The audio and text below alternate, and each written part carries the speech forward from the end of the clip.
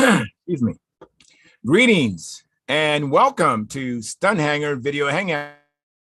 My name is Charles Carter, and I'll be your host this evening. I want to extend to you my gratitude for you watching Stunthangar Video Hangouts. If you're watching this as a replay, I want you to know that I host these YouTube live streams and Friday evening starting at 6:45 p.m. Pacific Standard Time. So please make a note of this so you can watch of the live stream. Plus, we have an after party following the live stream, which is sometimes better than the live stream portion. You must be a registered Stunthangar Forum member to find the link to be part of the live stream and the following.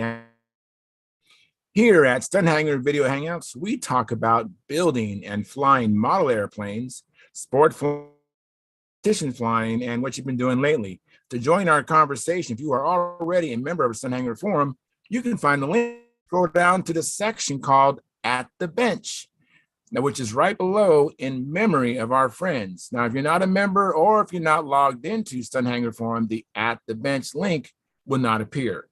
Now, if you're not a member, please at stunthangar.com/SMF. That's stunthangar.com/SMF. That's Smart Men Flying.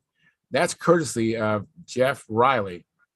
Now, when you register, you must use your real first and last name. You must also use a valid email address or Sparky. The proprietor of Stunthangar will not approve you. Now, if you're inclined to not come in but just enjoy watching us on YouTube, wonderful. Any of your questions or comments over here in the chat box, and I'll do my best to make your comments or questions a part of the show. And understand, I can't get a word in myself, so be patient, and I will ask our illustrious panel your question or state your comments. And by the way, you only can do this during a live stream. I host these YouTube live streams every Monday and Friday evening, starting at 6:45 p.m. Pacific Standard Time. Now, if you find the Stunthangar Video Hangouts that I host, building videos, contest coverage videos that Sparky does on this platform, enjoyable and fun and informative, please hit the thumbs up. I mean, smash that thumbs up, thumbs up, thumbs up. Subscribe, share the videos, comments, all these engagements help the Stunthangar YouTube. So please consider joining Stunthangar YouTube channel memberships, which is $4.99 a month, which is less than 17 cents a day. And by the way, I'm a member and I don't have to. I have the $4.99 come out of my own checking account each and every month, and I don't miss it, and I suspect you won't miss it either. Hey, what's up, Lynn? How you doing? Hey, how you doing, Charles? Good to see you. Good to see you too, man. Let me just finish this up real quick, almost at the end. Let me see here. So it's 17 cents a day, and you can show your support and love for this hobby. Hopefully you're love it as much as I do, and Linda, guys that come in the show. Oh, yeah.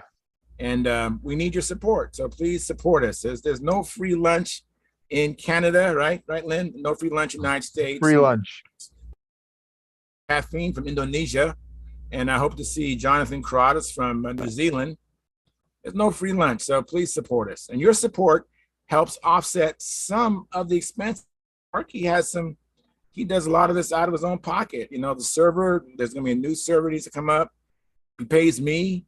I mean, all the equipment he uses to do the film and everything else. I mean, it's not cheap. Support us. Now, by the way, this is Sparky's YouTube channel. So if you want to get in touch with me, because except for to set the show up Monday and Friday night and then stream it on YouTube. So if you want to get in touch with me, go to my YouTube channel, which is called Flying Control Line Stunt. That's Flying Control Line Stunt. And if you would locate the 2019 AMA National Championship video, which is a video that Sparky shot with his video camera of me flying his airplane. It was his Junar XL. It was orange back then. I think it was like 3 years old when I flew it, and beautiful and light. And one of the best planes I can remember flying. If I flew a better plane, I don't remember. And that's possible. Anyway, so go on my channel. Hopefully you like, share, subscribe there as well. And check out the video. Check out the stunt pattern. It was like a bucket list thing for me that day. I never I dreamed of going to the Nationals, but here I am at the Nationals and I have a beautiful plane. That was really a bucket list day. So check out the video, like, share, and subscribe there. And I want to thank you for your past, your present, and future support. You are making it happen. Please keep the conversations family room friendly. In other words, please don't use words or do things you wouldn't do or say around your own children or grandchildren. And without any further ado, I think I already posted the link. I did. I posted it early tonight. So it's already posted. That's how these guys came in here. If you want to come and join us, hopefully you're a member of Stunthangar Forum. If you're not, it's really easy to join. But I don't know if Sparky would have a chance to approve you tonight. But if you are an approved member, come into the Hangout that way through the Stunthangar Forum and check out, look for At the Bench. And I posted a link with today's date. And that's how you do it. And let me do a couple more things. I'm going to go to the control panel and get things set up so that I can, I forgot to do this. Let me do that here and just give me a few minutes. Let's see here. All righty. So I'm going to make my way to the, what I call the control panel. That's how I keep an eye on things. Let me make my way there now. And let's see here. Okay, there, and all right, well, a few more clicks and we'll be cooking with gas. Studio. And so while I'm doing this, how's everybody doing? Great. Good. I went flying today. I actually had Eric Rule, who's an expert judge, critique me, and I flew today. I flew yesterday by myself. Well, excuse me, with Carl.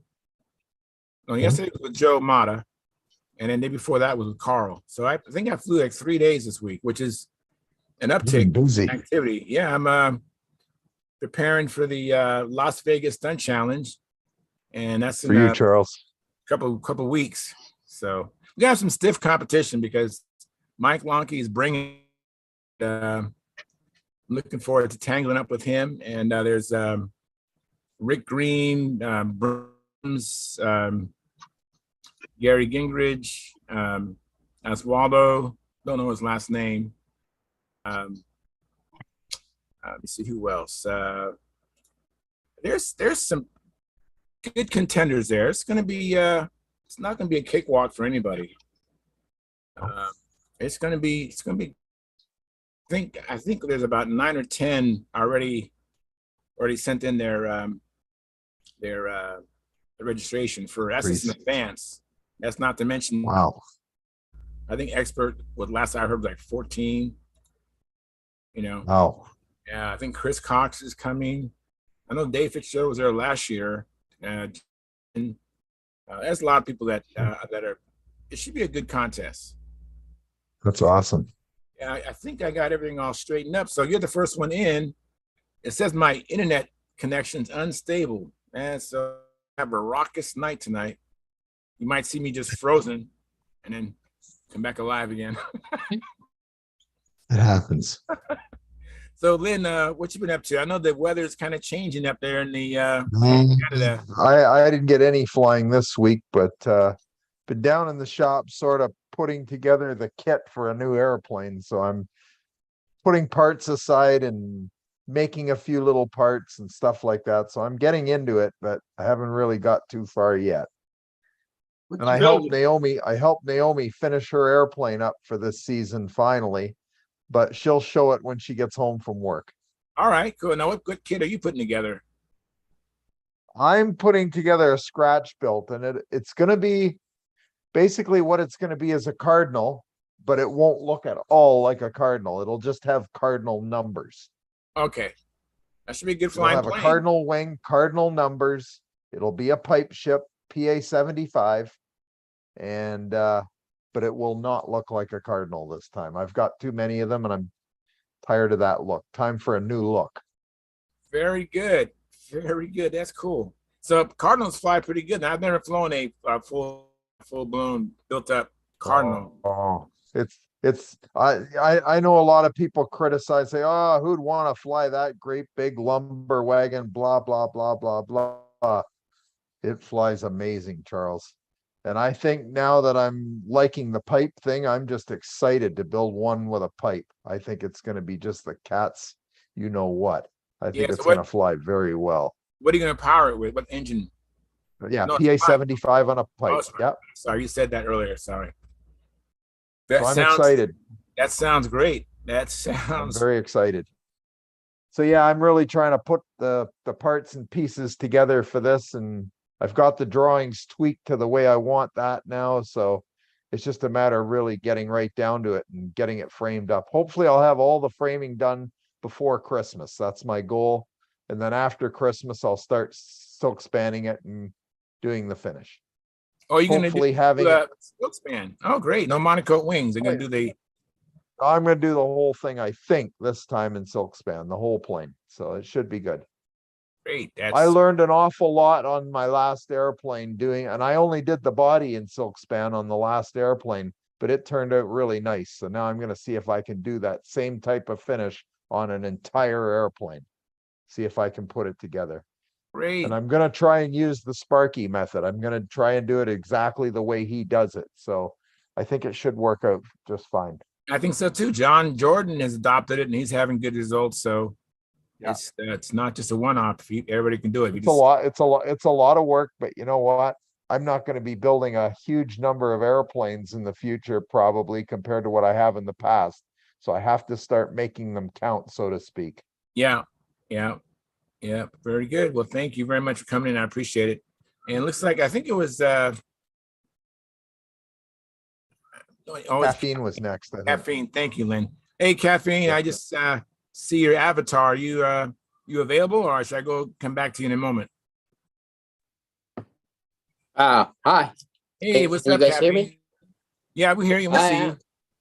Yep. I'm doing great, but I haven't done any building or flying for the past 2 weeks because I've been busy with work. So yeah, I'm here just to hang out with you guys and listen to you. All right. We appreciate you attending stunt school. Yep. Got to be in school to learn. Yes. It's terrible when the work gets in the way of your fun. Yes. That's I right, know. John.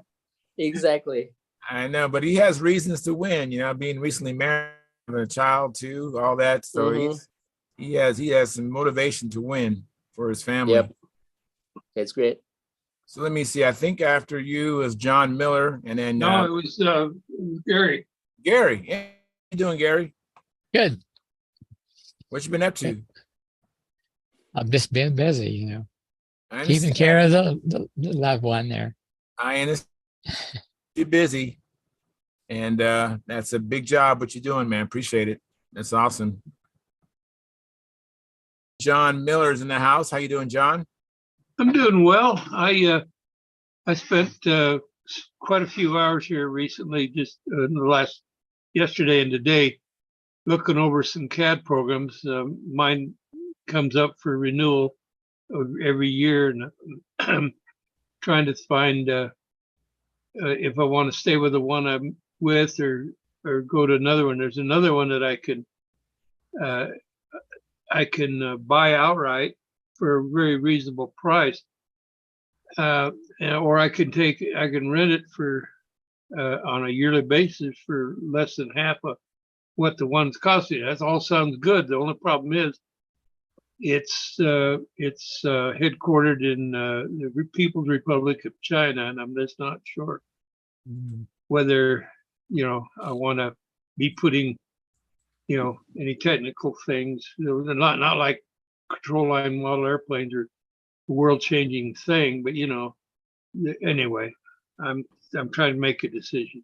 All right, cool. All right, so then I think after that, I think came in after you. Brad. Yeah. Hey, Brad. So how's it going? It's going pretty well. Charles, how are you doing? Doing good. You're in your shop. I see a stand. Yeah, I'm in the shop. What you been working on? Just trying to clean it out. Just reclaiming my space. My dear wife has been doing a few projects down here, and it's time to change out the guard. Yeah, very cool. Very cool. So you have anything on, or you've been doing any flying at all? Stuart and I were out on Monday, put in a few flights. I think it was Monday, earlier in the week. You flying? I know Stuart was probably flying his Pathfinder. He's fallen in love with. What was you flying? I think I was trying to sort out my winter beater. I have an old twister that I fly when we have snow and mud, and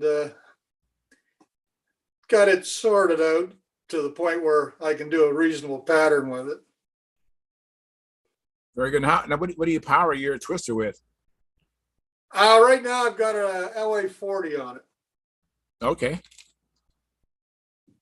That's good. I had Good a idea. LA Winter 46. beater airplane. It's my winter beater. It gets no love. It's uglier than crap. Have you got skis for it? No, we don't get that. If we got that much snow, I don't go out. Oh, okay. Well, getting to the field when there's snow on the ground's an issue on its own. All righty. Cool. Sparky came in next, and then we'll follow with Mike Lonke. Hey, Sparky, how you doing? Good, what's up? Not too much. Just yeah, we have a contest out here in Los. It's about a 6-hour drive, I think, and getting ready for that. Practicing as much as I can. So I know I'm going to be facing Mr. Lonke here. So I know he brings it all the time. So I'm looking with him. I had Eric Ruled out with me today. So that was pretty cool. That's cool. Yeah, Eric Rule is a pretty good judge. I just been building. I was thinking Steve was coming over today, but he didn't text me, so Huh. too windy to fly. Oh, it is? Oh, how windy is that? Pretty damn windy. At Buda Park, anything over 10 miles an hour is treacherous. Okay. Yeah. Hey, Mark. I'll be right with you, Mark. Let me catch up on the chat box. I got Gary Sinclair. Thank you, Gary, for coming in. He gave us a like, and he's also a member of our YouTube channel. Thank you for your support, Gary. Appreciate it. And he's also a monitor, one of our many monitors that we have out there to keep the trolls out. And then Tom Rammel, he gave us a like. Thank you very much. And then Marcel Legrand says, hi, Charles, and everyone at Stunt School. I hope everyone is well. Yeah, we're. So let me see here. Mike Lonke, you're muted.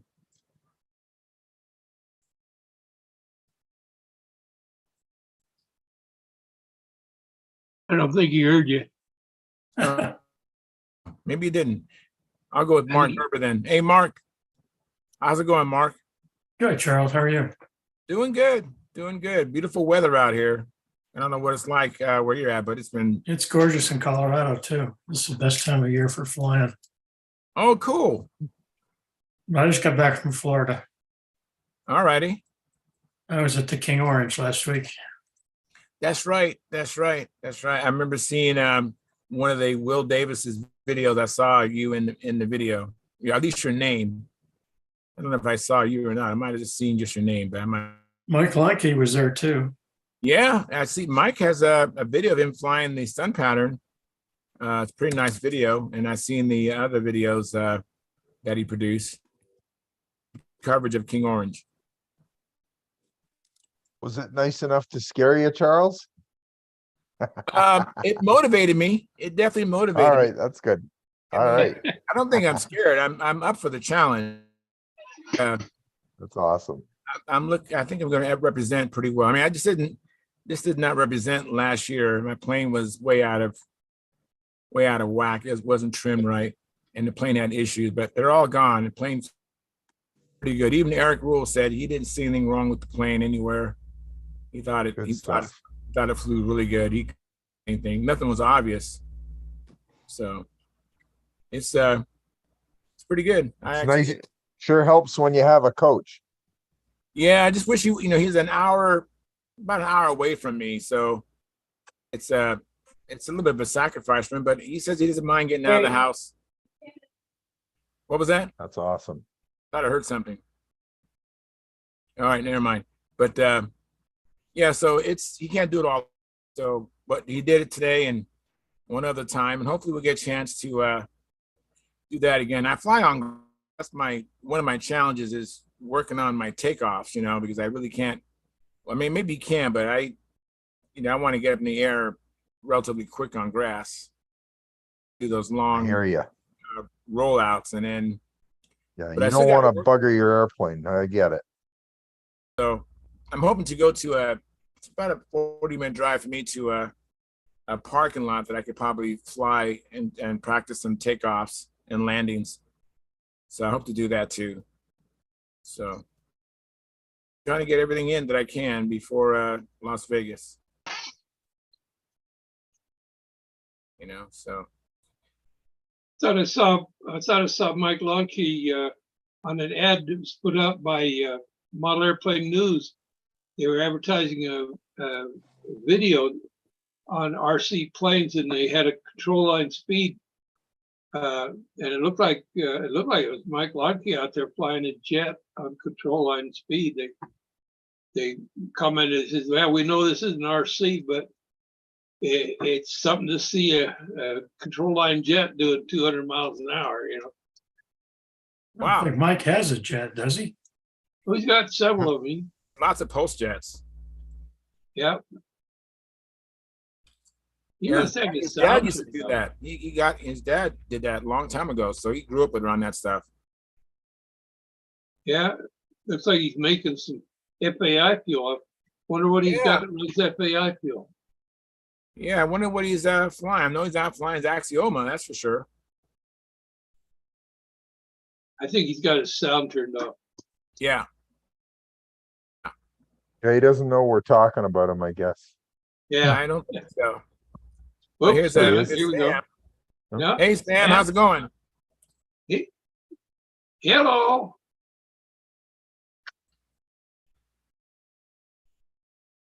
Hey, Stuart just joined us. Hey, Stuart, how you doing? Good. Brad went flying earlier this week. What's that? Did you and Brad go flying out? Yeah, Earlier? yeah. It was good. Yep. So the weather's turning sour on us, but it was nice when we went out. Actually, Monday might be good too. So Yeah, Monday should be good. except I might not be able to get there. Gotta play hockey. So They make any progress on your Pathfinder as far as trimming and flying? I haven't done too much more with the I've been flying it, so it's been good to fly. So I think it's trimmed out pretty good for right now for me. So I've been happy with it. It's been I enjoy flying it, so not crashing as much. Yeah. A better plane is good in that way that they kind of they behave and you don't have those crashes. So got to get my twister finished. I'm almost there. So Well, now that the weather's changing, I guess you have more time to work on your twister now. yeah, it's almost done though. What do you have next? Almost. I keep saying almost, right, Len? Almost, How sometimes can almost? be How almost- like are we talking bolt the propeller and the spinner on? We're good to go? Not quite, but it's close. Oh, all right.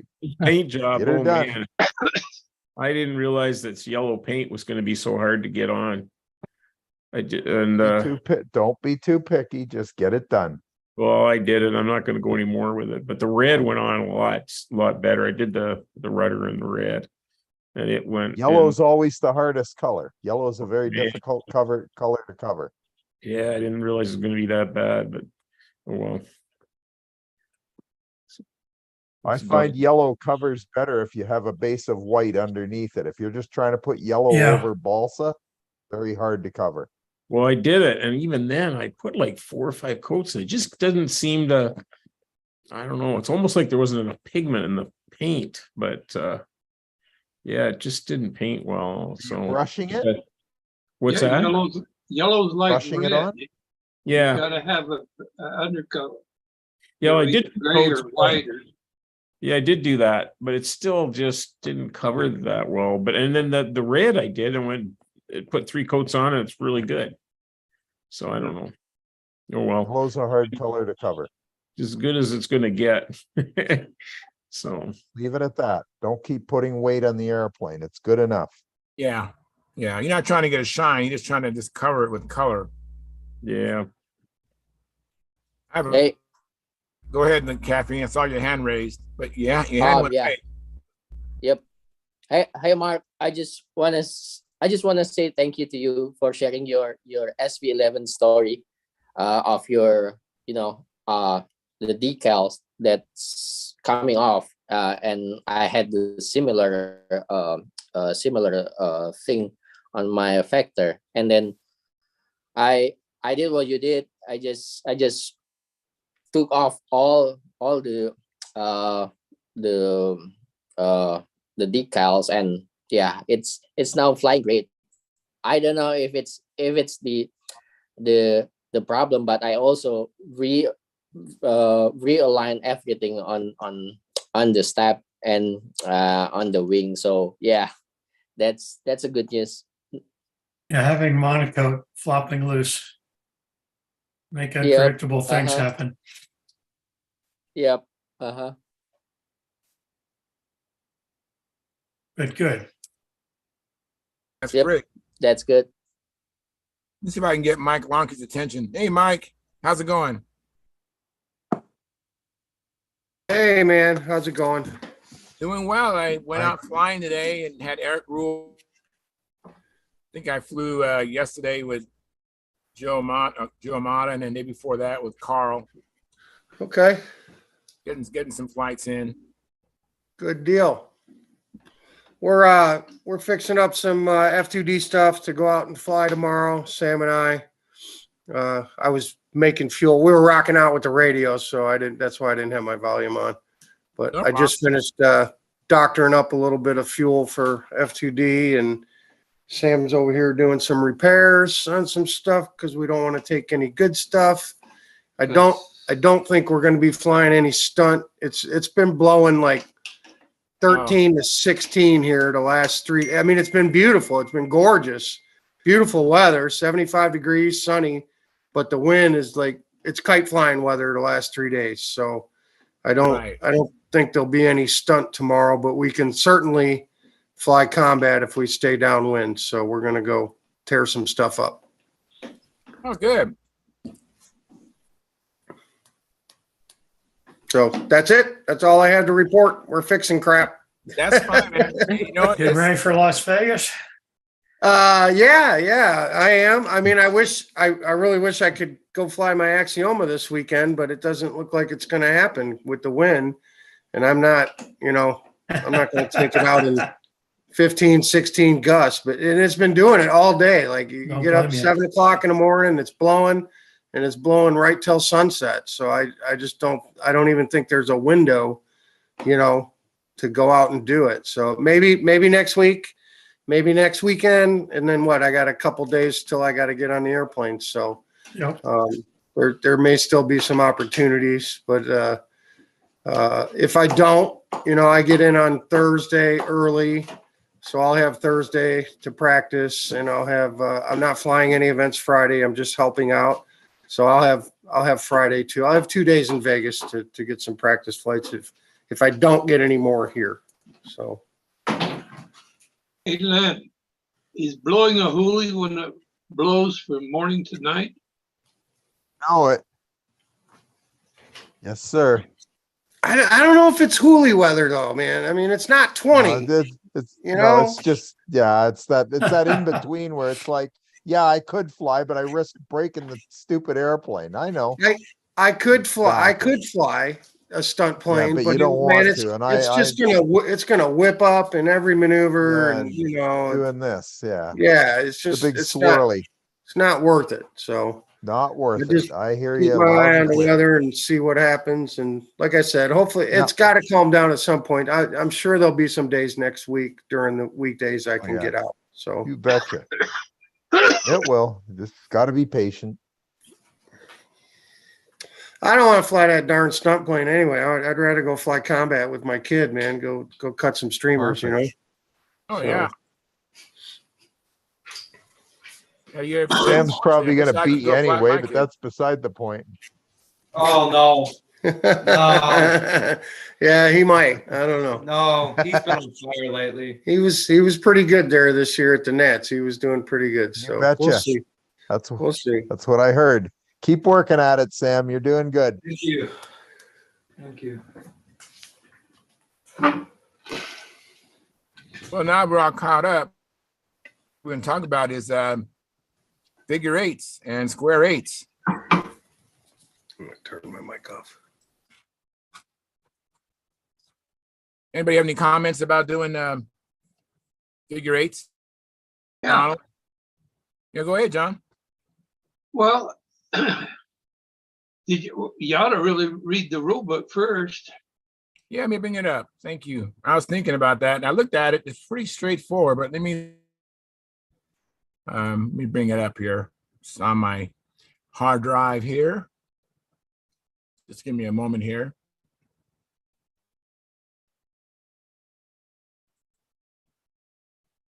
Yeah, I wish Steve was here, or who else is it? I know Lou, but I know Steve, the original Steve Smith in St. Louis. He judges at the Nats. Let's see here. Just give me a minute to locate. Let's see. Here we go. Let me bring it up. It's opening up now. Are you coming online tonight?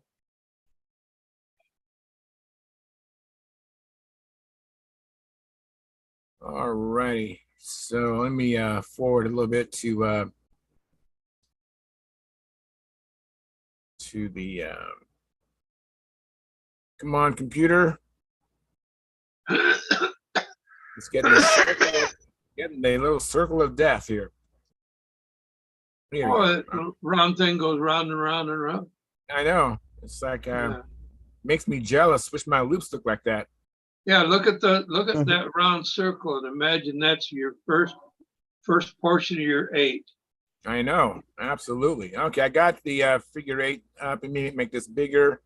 Let me see if I can screen share this here. Okay. Steve will be here in a minute. Oh, great. All right. Well, he knows the rules, so this will just be reviewed for him anyway. So let me just let me see if I can screen share this. Just give me a moment here. I have a problem screen sharing for some reason. Let's see here. Just Did you guys see it? No, Not yet. There it is. There we are. Right, great. Okay, so let me fix this here. This helps me see what's going on while I'm screen sharing. Okay. All right, so horizontal 8s. 2 are required. Horizontal 8s entered and completed at the intersection point of the circles and exit.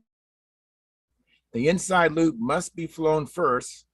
Correct 8s are judged when the model makes 2 8s, each consisting of 2 round circles or loops of the same size, tangent to each other, and in a horizontal line. The model must enter the 8 from the normal flight and be vertical at the intersection point of tangency of the circles. The 8s must be symmetrical.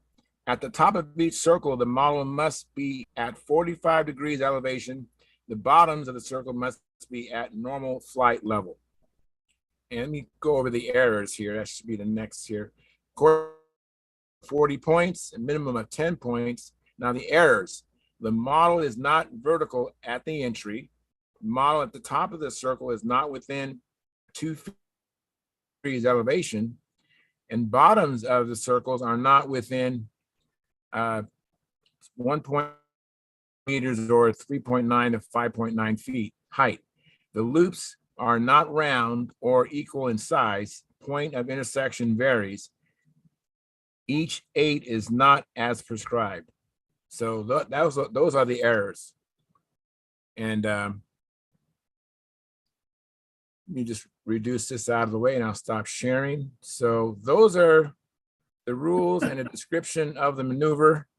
Come on, stop sharing. Look at those round loops. All righty.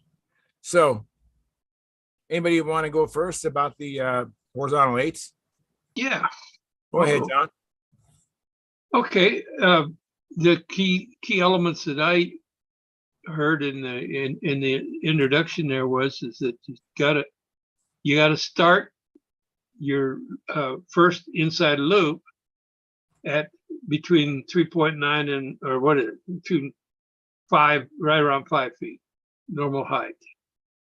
Okay. But your 8 does not begin until you're vertical at the intersection. Right. At that intersection point. So that's the hard thing to do is to judge the radius of that loop to have it where you can maintain the same radius and come out at 45 degrees at the top. That takes some practice. And then you got to hold it and bring it down. Instead of making it egg shaped, I see a lot of guys that go up and they'll egg shape it out. They'll be too big and they'll cut it back in. Or they'll make it tall, make it a stand up egg shape. But getting into that, if there's wind, you may want to. You may want to. Well, I like to face where my downwind, my intersection point is. At some point before the airplane gets there, I want to be faced up and squared up at the center of that maneuver, because it's important that you are centered on that thing. Otherwise, your intersection is going to be all over the place. So I like to. I almost try to get 90 degrees to it. I don't do it all the time, but and as I get to where I'm coming up on it, I might give it a little pull, just a little bit of a whip, give it a little bit extra speed before I go into that up. So because I'm climbing up and into the wind. All right. And so that little bit of extra speed might be, depending on the amount of wind, and that might be a little helpful to you. The big problem that I've always seen with eights is, like I say, egg-shaped. With eights is egg-shaped rounds, tilting the axis of the 8 like this or like that. In other words, one loop being higher than the other. Yes. Either the the first one or the second one, going big, going too high on the bottom. Those are the easy ones to pick up, and I'm sure our judge will agree when he tells us what he sees. Bob Hunt once, I had a discussion with him on this. I wish he was here tonight because he'd probably tell us all the same thing. He said he had terrible time with the horizontal 8s. He just wasn't getting the scores. He thought he was doing a good job, but he wasn't getting the scores. He got talking with one of his friends. Unfortunately, he had a lot of good stunt pilot friends around him. And you have to envision, he said, you have to envision the 8, the horizontal round 8s, like 2 nickels sitting on a table. And you bring them together where the bottoms are, the side nearest to you on the table is in a straight line, and just bring them to where the edges touch. And that's how your intersection should look. Oh, there he goes. See what the original Steve? Yeah, make it big hair. That's exactly what it's supposed to look like. The big error is in that intersection. People wind up holding that straight a little too long, and they wind up getting down scored on, because you got to just hit that and go the other way, and come up and hit that. It's momentary. Yeah, just momentary. And then when let's see, when you're finished with the loop, you theoretically you can do anything you want after you finish. You could pull it, but the most professional way, I think, of doing it is to just continue up and over and then fly out of it.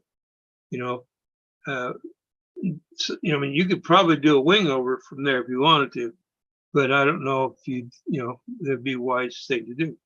So that's what I wanted to say on the horizontal round eights. Very good. Thank you, John. So what errors do you see all the time? That's the original Steve Smith in St. Louis. Too long in the middle. So we got two Ds Right. instead of Hot two spot. circles, Yeah. and one side or the other being bigger than the other, Right. and canted. You know, one side being lower than the other. Right. Those are the three main ones I see. Are you waving high, or you have a comment? No, I'm just, I just want to mention one other thing. Yeah. Either separation between the intersection or Yeah, crossing that over the happens. Or intersection. overlap. That's Oh, my yeah. biggest problem. I cross over the intersection. I know I do it. Everybody tells me I do it. Can't stop doing it. Do you have, Len, do you have something in the background that you could focus on as a point? Because as a Sometimes, judge, but we have a pretty open field here. no most of the time, so- towers, no trees, no nothing. There is a tree. Yes, there is one A tree out tree. in the It's field. not in the right Yes, spot. yeah. No, but Not usually. when but we're- yeah. when I'm judging, obviously I try to get in the right position, and then Right. I try to find where they start the vertical and line that up with something in the background. And then I can judge those intersections better and see if they're hitting them or not. Okay. But yeah, I see a lot of overlaps. Yeah, the and crossing separate. over of the intersection. Yeah, Yeah. it's a bad one. I forgot. What do you think, John? I agree with you. I forgot to mention the reason I said you face where you want your downwind, where that you've got your body aligned where that Yeah. center is. And if you do that, you'll have a better chance of hitting your intersection. But if you're moving your body around like that, you're gonna wander your intersections back and forth. I forgot to mention that. That's all. Yeah, you know, and flying, I've tried both ways, trying to center it on myself, but I seem to have a little better luck finding something in the distance that I can focus on. I agree with you there. And actually, I got this from Dan McEntee. He's like, change your focus away from the plane, but to that point that you're trying to hit. Easier said than done, but that seems to be. I've even seen Joe Gilbert put his hand up at his nose. Yeah. You know, we So as he judges can't do that. See but where a flyer can. Yeah. But yeah, I've seen Joe Gilbert put his hand up like this at his nose and watch as he does it. Yeah. Which is pretty good. I thought that was a pretty good idea. As long as he doesn't move I his guess he face. only does that. I guess he only does that if he hasn't got a reference, you see, like. Yeah. I think it was at the Nats I saw him do it one time and I thought, oh, wow, is that ever interesting? Because that way he can sort of stand in that one spot, not move, and he knows where that intersection is. That's the key, not moving. Yeah. Well, Yeah, I he doesn't remember, you probably do too, Steve. There's at least one morning at the Nats last summer where there were no clouds. And that didn't give you any reference to. That's a Remember little that? dangerous using clouds because they move. But yeah, I know what you mean. At the Northwest Regionals where they used to fly at one time, there was just perfect from where the circle was to what was usually the downwind side. There was a telephone pole. Oh yeah. And that worked perfectly for doing that. You keep that telephone pole and try to center on it, you know. Yeah, telephone pole, electric tower, tree, something. Cones would help if if you're in a place where there's no trees, at least put cones where you catch them out of the corner of your eye. You know, and that's the Yeah. other thing. That's the other thing we didn't mention is that takes 90 degrees of the circle. I want to try that next spring when I'm Yeah. practicing. Because most guys I see don't do 90 degrees of the circle. No, they're wider. Yeah. Guys, let me let Keith Trossel in. Thank you, Keith, for coming in. I appreciate it. And we're Hi, talking Keith. about horizontal eights. And we welcome Dennis Adamison. Thank you for coming in. And so, Keith, Hi, Danny. you any comments, any gems or pearls of wisdom you want to share with us about horizontal eights as a judge and as a pilot? Well, the important thing for pilots and judges, one of the important things is that they're only supposed to be 90 degrees wide. Yeah. And very few people do that. Even most of the top flyers don't come close to 90 degrees. I got to step away. Sorry. Alrighty. And a lot of pilots are at 120 degrees, and when the wind comes up, they're 150 degrees, almost half the circle. But it's all relative. It depends on how the other flyers are doing, and the judges judge accordingly. If somebody's wider than the others, why, he gets downgraded more than the others. If somebody's closer to 90 degrees than the others, he gets more points for doing that, depending everything else is equal. Center of the eights are vertical. The edges of the eights, sides of the eights are not necessarily vertical to the ground.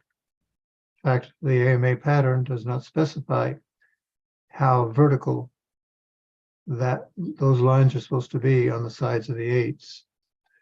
What the AMA pattern is trying to emphasize is more symmetry in the eights than having vertical lines on all the sides of the eights. FAI requires vertical sides on the eights, and even at the World Championships, you're not going to see the world champions doing that very much, because if you do vertical sides on the two sides of the eights, the tops aren't very long and they look weird. So I don't know whether you've covered that yet or not. We haven't got to the square eight yet. Oh, that'd be next though. Okay, then I jumped the ball. Sorry for being late. No problem at all. So how do you keep your intersections from varying? You have to practice. Well, you can't go to a contest and say, hey, I'm going to use a landmark for my intersections. If you haven't practiced doing that before, it's going to screw you up even more in a contest. You have to practice that. Even if it's a little clump of grass or a little tree, or like somebody suggested, a cloud, cloud's not going to change much position in the 2 seconds it takes to finish an 8, 3 seconds, whatever it is. Right. So practice on picking something that you can fixate on as your intersection, and practice that. Like I say, it won't do any good to start, hey, I'm going to use it a landmark for my 8s at this contest. If you haven't practiced that before, it's going to screw you up more than it's going to help you. Another thing I think you've already talked about, I think it's best as soon as you start an 8 or any maneuver, the horizontal maneuvers anyway, is to plant your feet before you start the maneuver. Right. I've tried to coach some people, and one person is a pretty good flyer, but he always shuffled his feet around when he's doing his 8s. And you could tell if every time he moved his foot, something happened. There's a bobble somewhere in his 8. I find that pretty true, Keith. In anywhere in the pattern, if you're doing a maneuver and you're moving your feet, it causes a bobble, whether it's a reverse wing over or loops or whatever. Don't you? Do you agree? I agree. And the wing over, that's particularly a problem because there's no one good position to be in a reverse wing over, I don't think. unless you can find some magic place for that, that you don't have to shuffle your feet around. Why, that's great. And that takes practice. There is you just have to find where that place is depending on how you want to fly your wing oars. But shuffling your feet around during a maneuver, like I say, one guy's trying to help, like he's a pretty good flyer. And Bob Wiley and I were both coaching him, and we both preached to him. We could tell every time he moved his foot in a maneuver, you could tell there was a bobble. And he just kept doing it because it's so ingrained in him doing that. Yeah, practice does not make perfect. Sometimes it makes permanent. Well, yeah. Practice your own mistakes. Why, you're bound to do the same mistakes in a contest. Yeah.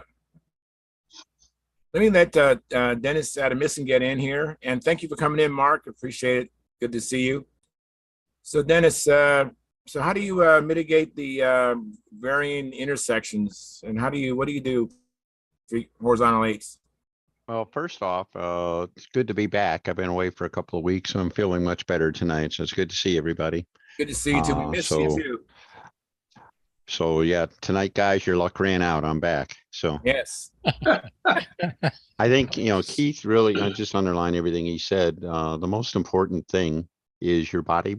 Your body is the only reference points that you take with you on the road.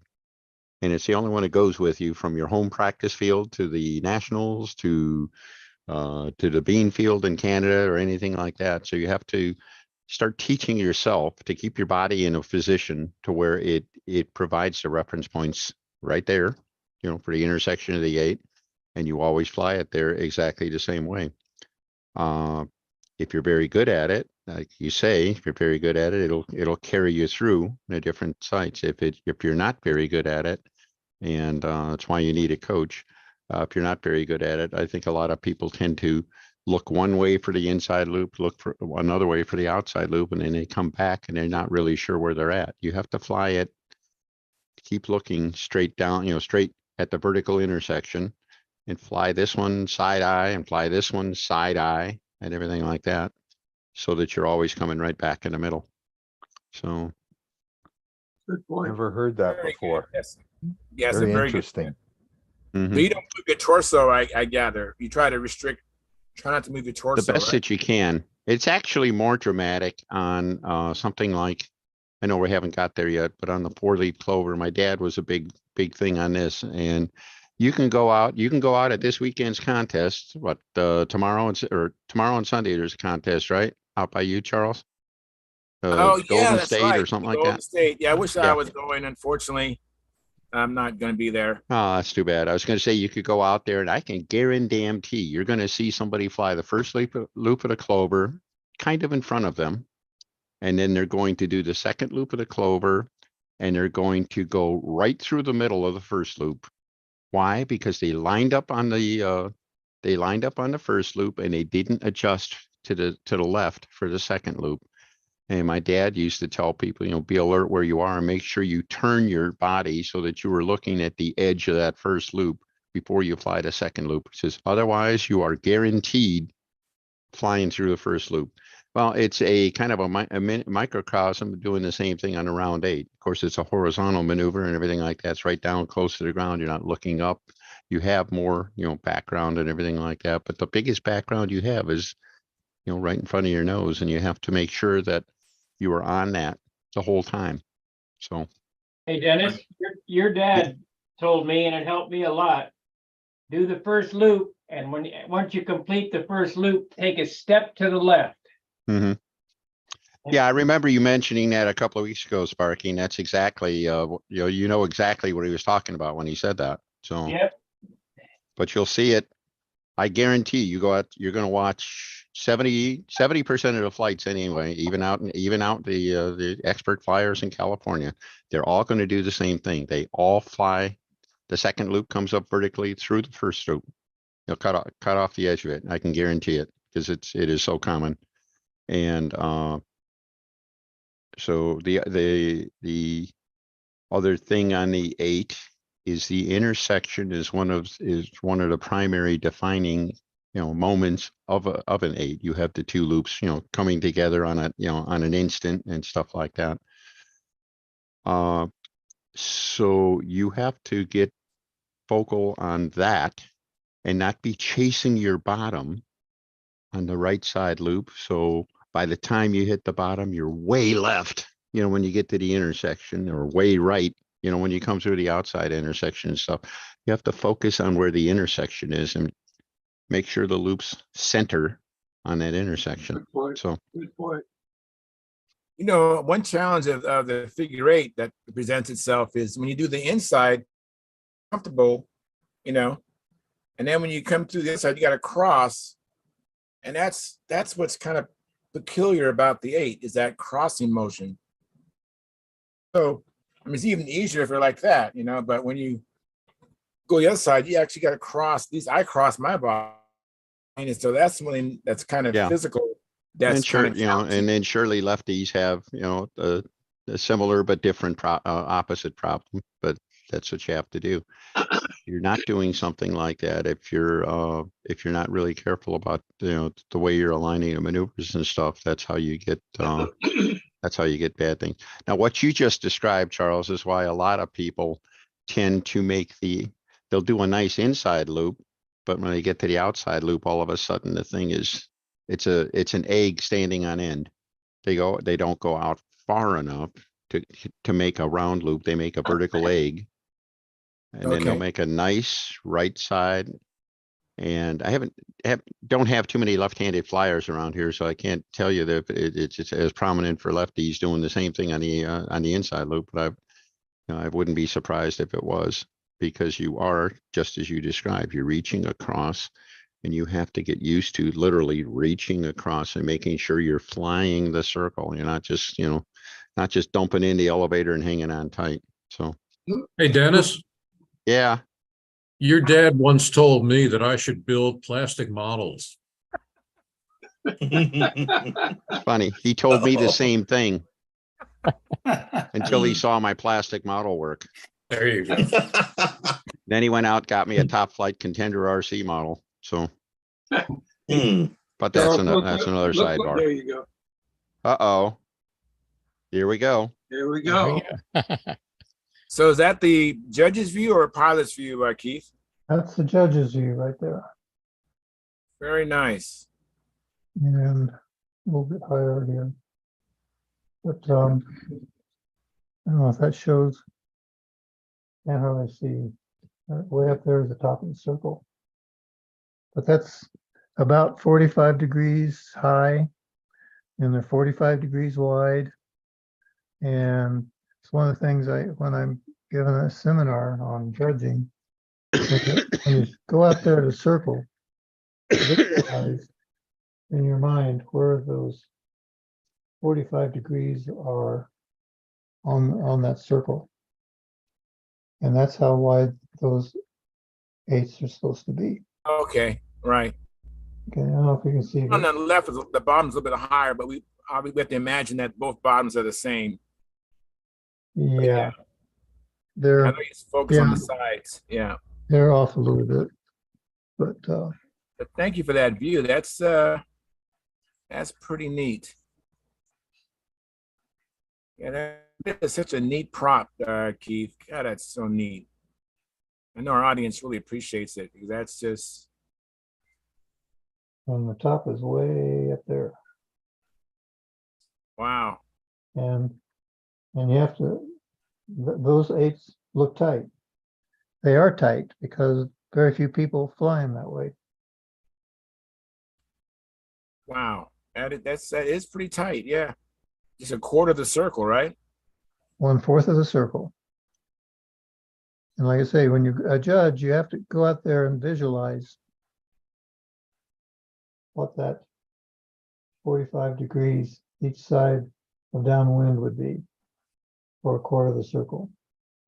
So in other words, halfway around to the sides of the circle.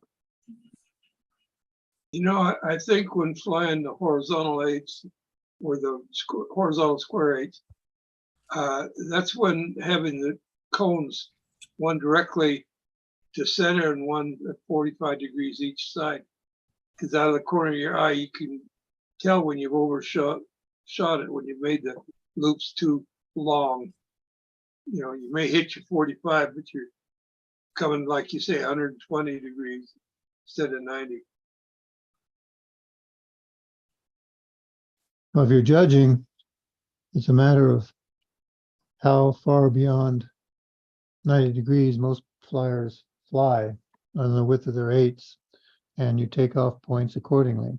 People who go way, way beyond 90 degrees get fewer points or get points taken off, other things being equal.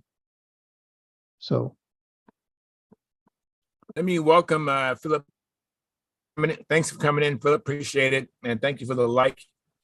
And Jonathan Caradas, thank you for coming in, Jonathan. Yeah, g'day. Good day, absolutely. Hey, I see Keith's got an astrolabe or something there on his table. I've just caught the end of it. Yeah, isn't that a Looked neat prop? interesting. It's a really excellent tool to illustrate the shape atmosphere, you know, so you got actually What's it demonstrate? The dome that we fly in. Yeah. Oh, very good. Let me make it, Jonathan. This is your first time seeing it, Jonathan? Yeah, that reminds me of the film Thunderdome. Well,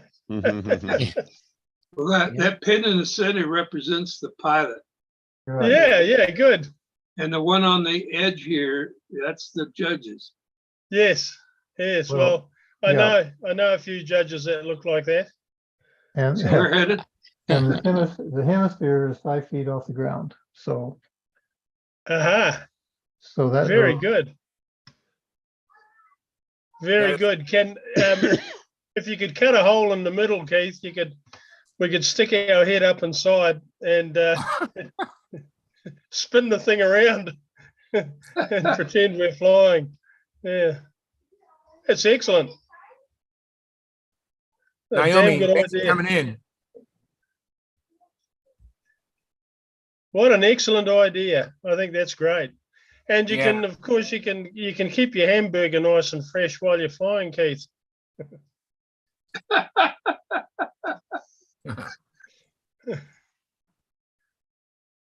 There's a man with innovation. Yes, it's a great training prop. That reminds me of the story I sent to you, Dennis. Are you there, Dennis? I don't. Oh, yeah, about the B-17. That reminds me of the Astrodome that the kids found. Do you remember in the story? Yeah, they got past Yeah, they the had the cauldron. dome. They got the Where was it? It Astrodome was, yeah. off the front of off the nose, just behind the bombardiers. Yeah. The navigator was in the forward position. So yeah, he had That's right. he had basically a little head dome that he could just look up into. They used to put a I think sextant up there. Yeah. They're kidding my story. I think it was Keith. He found the Astrodome off the B-17 by the look of it. Naomi, your mic is muted. Click on the little microphone. There we go. Hello? Hi, Naomi. Hi. So, do you have any comments about figure eight? Well, I've done lazy eights, but I have not yet attempted a proper stunt eight. Yeah, but you've judged lots. I've judged lots of them and I know what they're supposed to look like. And I've done the shadow patterns like with my laser pointer up against the wall so I can see if I'm doing the right hand motions. But I'll be honest, like since my last crash, which was at the Nats last year, and I crashed my Shark 402 trying to do an inside loop in very windy conditions. Since then, I kind of lost my nerve a little bit. So I have done more loops, but not without Len there with his hand just to in case. because I didn't want to take the chance of crashing after he was kind enough to help me fix my plane. But I am gonna get back there. I mean, our flying season is basically over for this year now. I did fly for the Ringmaster weekend. I put in more flights that weekend than I'd probably done like the 2 months before it. But that I wasn't trying to do anything but just fly because it was really, really windy. But have you done an outside loop? I have done outside loops, not recently, but I have done them in the past. What I was doing basically like, I guess I would call it stunt training with like my baby Ringmaster and other airplanes that were, yeah, like with my baby, it's so light that even if I fly it over the grass and the ground isn't too hard, even if I mess up and I don't quite make it, it has survived a number of attempts, shall we say. So I was using it as a bit of a stunt trainer, and I also had a Corplast Ringmaster that I was using for the same purpose. But then I was trying to go to use my popper, like my Shark 402, because I really like the way it flies. And I was quite heartbroken when I broke it. I was very, even though I knew the conditions were not in my favor, and I knew as soon as I went to do the loop that I had not done it in the right part of the circle because I did it too soon. I didn't go far enough downwind. And as soon as I went up to start my loop, the wind just literally blew it right away. And there was nothing I could do to stop it. It was just so fast and the wind was so strong that there was no saving it. I mean, you can't outrun 60 feet of line. So yeah, at least I can't. Well, I hope that you get to that figure eight one day. You know, just well, I have done, like I said, I've done lazy eights and I've done them quite successfully, but I've just I have to work up my nerve in steps. So it's like and every time I lose my confidence, it's like I have to come back a little bit and build back up to it. But I wanted to let you know the reason I came on tonight is because just yesterday I finally finished, like totally finished my Tutor 1. So I wanted to get very good. Kind of show it off a little bit. I'm very proud of how it turned out. Okay, well, show me your plane. Let's see it. Okay, hang on. To help aim the camera. I can aim the camera. You can we have someone I haven't seen before, Ken and Kim. Your camera is off, but I look forward to seeing whoever you are. Oh, that's pretty. Oh, that is pretty. That looks nice, yeah. There she Look is. at that. Very nice. Very nice. I can't see it, unfortunately. Damn it. Oh, yeah, I've got you now. That's beautiful. And, so this is the Tutor 1, or this was a Tutor 2? Yes. 25 size LA Dixon reworked motor. And it's the finished weight on it was 35 ounces. And I am really, really happy with the how it turned out. And as I said, it was my first attempt with a sprayed on finish. I used to always just brush it on the fuse, right? Yeah. But with some guidance from Len as to how to use the airbrush, And the hardest part actually was masking it off so that the spray didn't go where I didn't want it. So Looks very nice. So it's all paint? no, is ultra coat with trim sheet. The fuse and the canopy are sprayed. The tail is also ultra coat. Very nice. And if you look really closely, you probably can't see from here, but there is a Pampa sticker on the tail on one All side right. and a Nice. I see it. That looks sticker great. on the other. Good Yeah, job. Naomi, I love you. You'll have to get Mark Wise to autograph that for you, Naomi. Naomi, I love you. Very nice. Very That's nice. lovely. Yeah. I'm going to submit a follow-up article about this because I had already sent one into the Pampa Stunt News about when I started building it, but I hadn't actually completed it yet. So I owe them the part 2 with photos, of course. So is that built from a kit or is that scratch built? No, this is scratch built. And we didn't have a kit. we didn't have a kit. We had the plan, and the plan was not complete. Right. The rib pattern Yeah. from somebody else. Yeah. We had to get the rib templates from somebody else, but like we drew out the pattern pieces, we cut them out. Like I did a lot of the work on this, but of course I got a lot of help from Len because I wouldn't have a clue how to do it without his guidance. But I did a lot of the work with cutting out the pattern pieces, cutting out the balsa, putting it all together, Covering. doing the covering, the trim work, the spraying, everything. So I'm Well, very I got one happy question. with- I got one question. Lynn, when's your airplane gonna look that nice?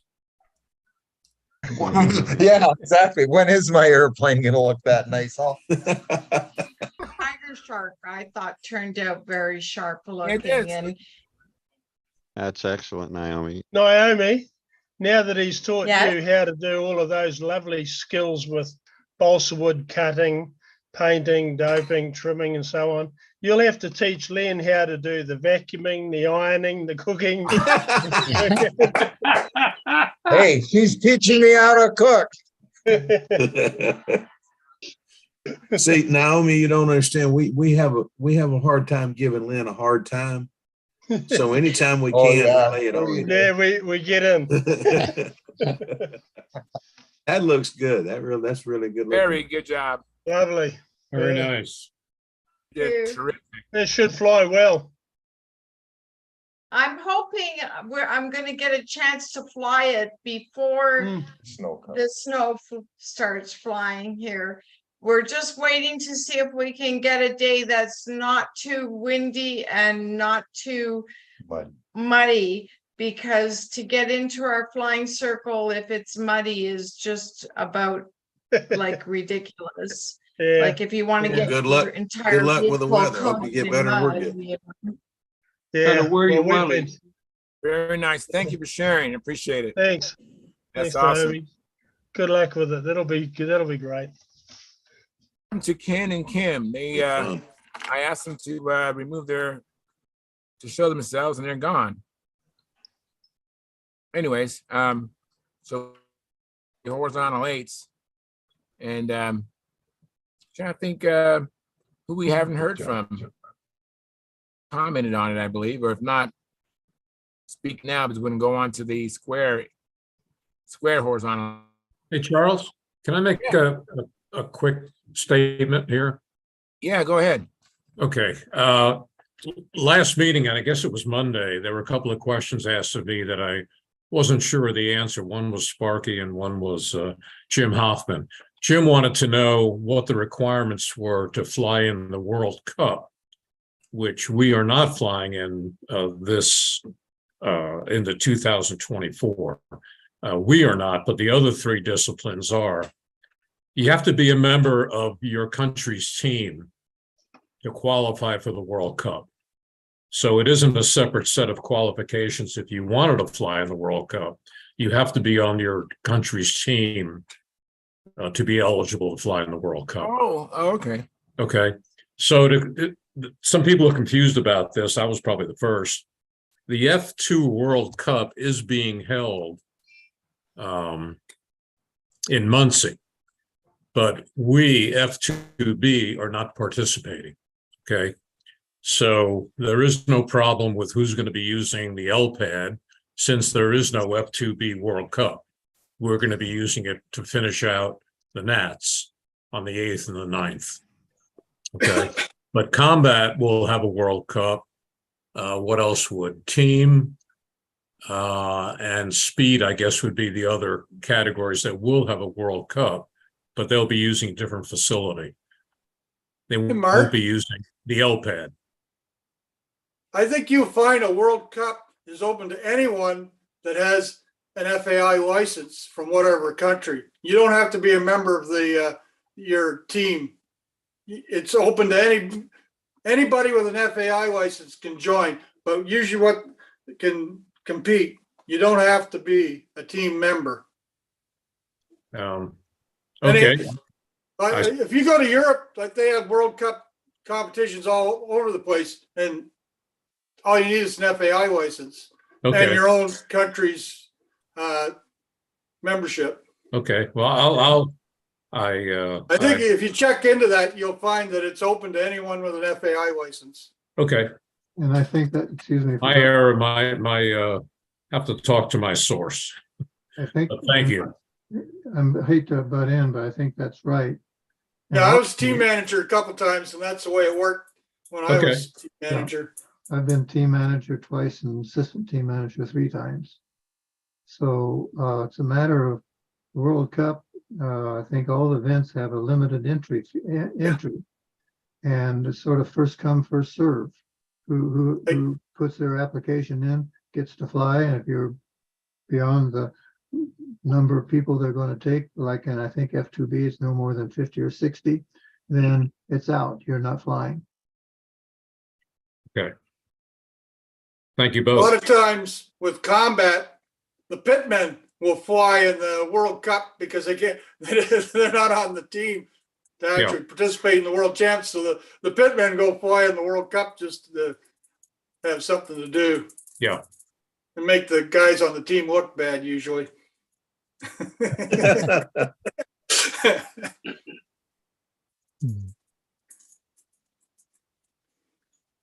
So where's the World Cup going to be held at?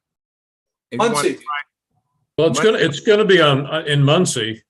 I imagine the combat is going to be held where the combat guys fly, and the same for the guys who fly speed and those who fly in a team. What about stunt? We're not doing it. What about F2B? They're not. They're doing. That's what I've been saying. We're not participating in the World Cup. Yeah. In F2B. Yeah, but aren't the Europeans and those that are coming over flying for the World Cup at Muncie? Not in stunt. Not in F2B, they're not. Okay. It's confusing me. The reason is we have an exhaustive schedule at the Nats. That's our equivalent of that event. And then to ask people to work 2 more days and then work the Worlds, I don't think is reasonable. Yeah. And neither does Bill Lee or just about anyone who's qualified for the world team. They did not want it. Okay, now I understand. That makes sense, Mark. But I think he like I had thought that it was going to be just they're going to have the contest, just we're not participating, and it's just not going to be held there at all. Okay, that makes more sense now. Yeah. Thank you, Chuck. Thanks, Charles. So, do you think we've finished the horizontal 8s? I think so. Okay, so let's go on to the horizontal squares. Let me bring up the rules. Where did I put it? Just give me a second. I'll bring it up here. It's right there on your screen.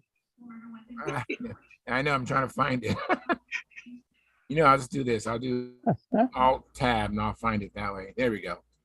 Let's see. Okay. Just give me a second. There we go. All right, cool. Let me advance it there and let me screen this or we share this here. Give me a second here. All right, you guys see it? No, not yet. Coming though. Still There it loading. is. There it All is. right, there it is. All right, so I'm going to read the rules according to the 2023 stunt rules. 8s, 2 are required. The 8 is to be entered in the direction of the climbing sides of the loops, and after completion of 2 8s, the exit is made in the same direction. Must be flown first. Correct 8s are judged when the model starts a vertical climb and modified inside square loop followed by a modified outside square loop, ending with a vertical climb at the same point. The loops are modified so that the sides are vertical and the loops are tangent to each other, tangent to each other along these sides. And the turns starting at and ending at the climbs are at 90. The top sides are slightly shorter than, let me scroll down, then the remaining sides, which are of equal length.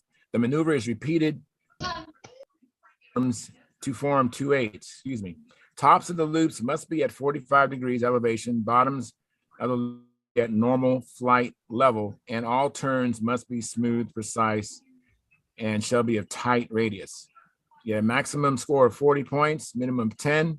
And the errors are the corners shall be of tight radius. Is that right? Corners shall be of tight radius. That's not an error, but anyways, sides are not straight. Vertical sides and bottom in length. Loops are not equal in size. Top, bottom sides are not horizontal.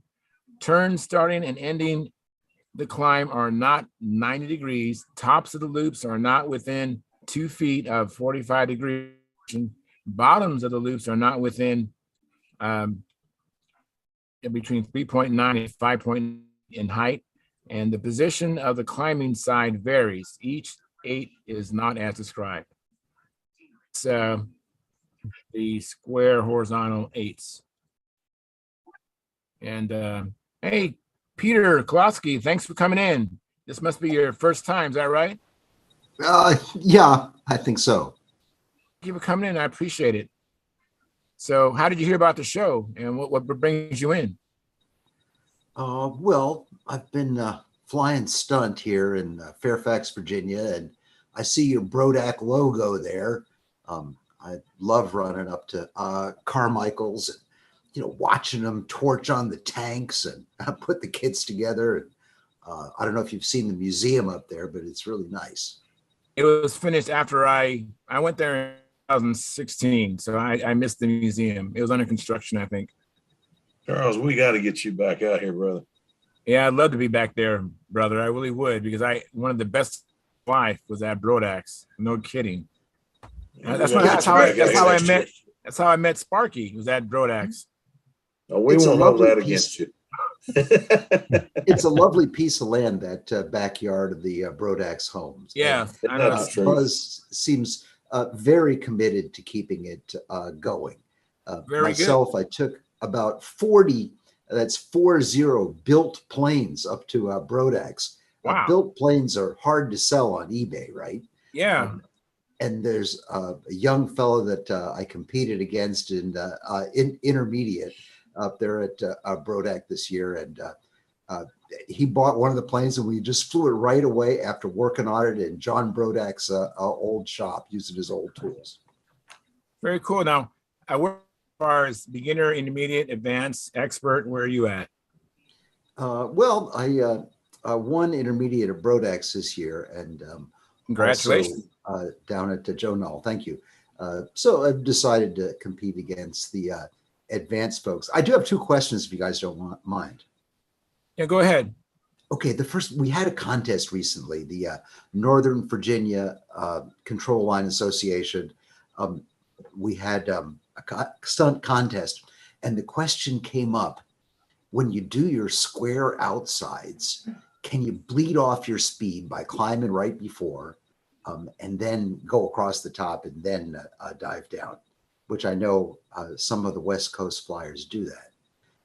And our CD didn't really want us to do that. So a question that came up is, how much straight and level flight is required before the square outside? 5 feet, 15 feet, 50 feet? What do you think? Go ahead, John. Well, I think if you went back to what you just read on there, it says that the maneuver, well, it wasn't. We're going back a week or two when we did the square loops, but when you enter at 45 degree, now I don't think it says anything about before then, but I don't think it's good form to climb and then, because you're not entering. People don't get back down to that 45 degrees because they pick the speed up that they lost. So they're pulling up unless you come down lower and come up to 45 degrees. And then I think you're playing with impressions that the judges are going to get. Tell that to Paul Walker, because he flies along like this and does a straight climb to the top and then a left and then down. Yeah, he does, but he doesn't do it. He doesn't do that in the middle of what would be the figure. He does it, prescribes the outside of the square maneuver that he's going to do. So he comes, goes up, does a backside across the top and down, and he split off. When he instead of flying high at 38 degrees and then charging down, he flies level. Then he does like a wing over the first leg, and then when he gets to 45. He gives it down for the top of the square, then he gives it down. So he starts from level, and it doesn't state where you have to start it from. It says the maneuver starts. It doesn't say to start from there. Whoa, I'm gonna whoa, whoa, whoa, whoa. Well, what do you got to say? Let's start over. Let me bring it up. Outside square loops are Hang on. charged correct when the model starts from level flight at 45 degrees elevation and flies a square course.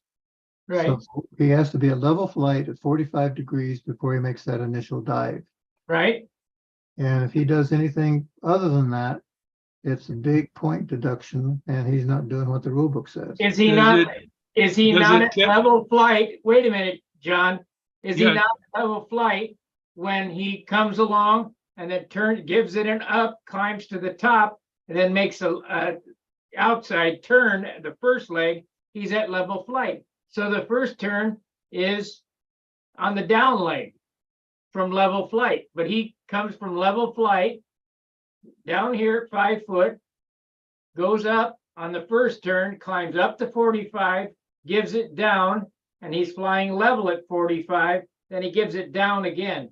And that's what the guy asked. Is it okay to do that? And I think it is, because them guys on the top dogs are doing it. Are you guys seeing what I'm sharing? Yeah. If he's got established 45 degree level flight at 45 degrees, not 38. Right. At 45 degrees. And if he's level flight going across what will become his square 8, then he's doing the right thing. But what a lot of people do, and I think the initial question that got us into this was, and you see it a lot, where some people will, before they start that dive, they will give a little bit of up and then down. And what they're doing is bleeding off their speed before they take off or before they initiate that dive, and the dive and the ground comes up pretty fast. That ain't cool. That's not cool. And when I see that, that's a big point deduction, depending on how the rest of how I'm scoring everything. But that's 5-10 points off of the square 8 right there. I think Peter's question was actually, how long do you have to fly at 45 degrees? And the answer is you don't have any requirement. The maneuver starts when the maneuver starts. You That's right, better but, be you know, level it at 45 degrees or else you have an improper entry. There You don't go. have to be there for a half a lap or a lap and a half or anything like that. But You have to have that level flight position established. You have to Whether have a you level do it flight. like that or Exactly. do it the Yep. way Sparky was described or anything like that is immaterial. Establish the 45-degree point and then the starting point is when you start diving into the maneuver, into the first corner. Yeah. Right on. Does that answer what you were looking for, Peter?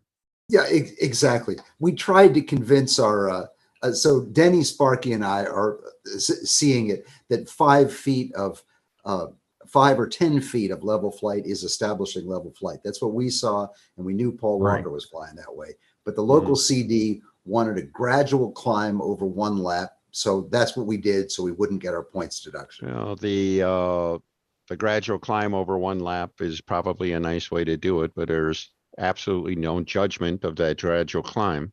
So it's really, really hard to make that a requirement to do a maneuver because it's not being judged, it's not being observed. It just doesn't count. Nothing counts until you turn the nose down. And you better be in the right position when you turn your nose down, or else you're going to get a deduction for not entering the maneuver correctly. If you're too high, too low, not level, hanging on a prop or something like that and trying to tuck it under, it's all going to be a cause for deduction. All right. But no, there's no requirement that you do it over a lap. Personally, I try to do it. I try to climb to a lap because I try to make everything look as professional as possible. I believe that that's part of it, but it's not a requirement. Do you mind a second question? And thank you all for being so open. Yeah, go ahead. Quick questions. So I had a Ringmaster 576 from Tom Dixon, and he finished it very nicely, and everyone really liked it. So after our contest, which was just a couple weeks ago, it was on Ringmaster weekend. And so I'm flying the Ringmaster 576, and we ended up flying 2 Ringmasters at once. And ultimately, we flew 3 at once, and I crashed doing a loop upwind and heavy wind because my plane was faster than the others. They were running Fox 35s. I was running LA 46. So it's 2 questions, actually.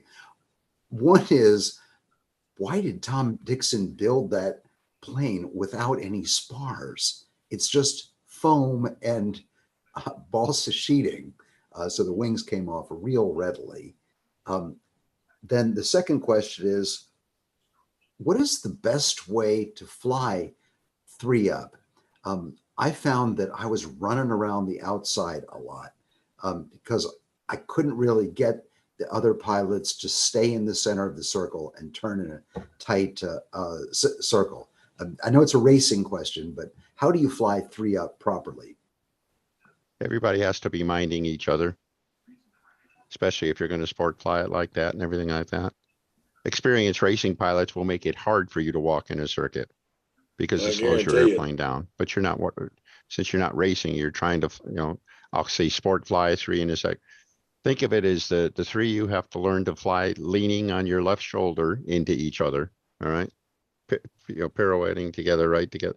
If you're not doing that, if somebody's standing still, that makes everybody walk around him.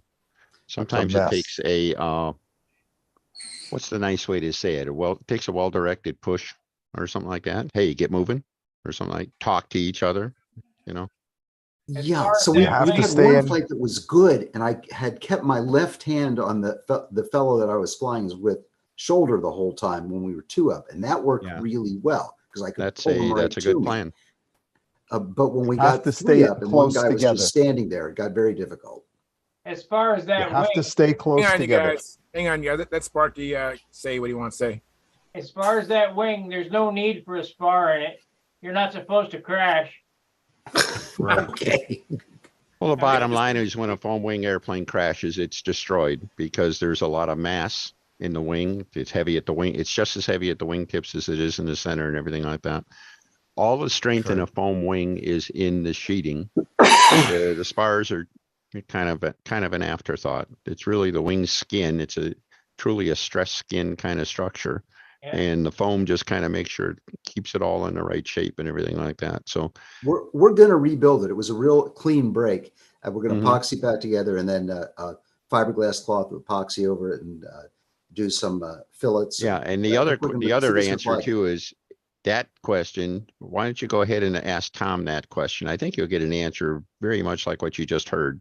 Probably not, Sparky really hit it on the head, but you're not supposed to. It's not made to crash, but foam wing airplanes don't do that very well. But the other side of it is, you got a choice when you build the airplane. You want to make it as strong as you possibly can, or do you want to make it as high a performance as you possibly can? High performance means making it light. Making it light means that you're not carrying around any extra weight to survive a crash. Oh, by the way, extra weight doesn't always work in a crash anyway, because that's extra inertia. It's the energy has to go someplace. Weight is energy, and it's got, when you crash, that energy's it's got to go somewhere. So your best shot is, I think, to always make it as light as you possibly can and go from there. I'm just guessing. I think Mike Lunke has a comment, and I'll get you, Phil, after Mike. I do. I want to ask Peter, how old were these guys you were flying 3 up with? Fair enough. I don't mean to call out Phil Spillman, but yeah, he's not moving at 80 some. He's not moving quite as fast as. Okay, and how old was the other guy? Gary Lutz was still moving pretty quickly. Okay, well, so you had one pretty old guy in the circle, and did you guys talk about how you were going to do this beforehand, or you're just? Good point. Yes, looking back on it now, Mike, hindsight's 2020, right? We should have had more pre-flight discussion, and also I should have flown 2 up with Phil to see if he was up for it before bringing him in with me and Gary. Very good. Yeah, well, Phil and Gary both, say this politely, they both take up a fair amount of space too. And so yeah, that didn't help. And of course, Phil is kind of short. Gary's not real tall either, but if there's any big mismatches in height, that can be a problem too, especially if you're trying to pass. And the other thing is doing loops upwind on a windy day is a bad formula, even if you're flying one in a circle. Never. Yeah, that Never. That Instead of doing a loop, pass over them. That's Yeah, unfortunately, that's one of the things you learn too late too. But yeah, I was afraid of passing under.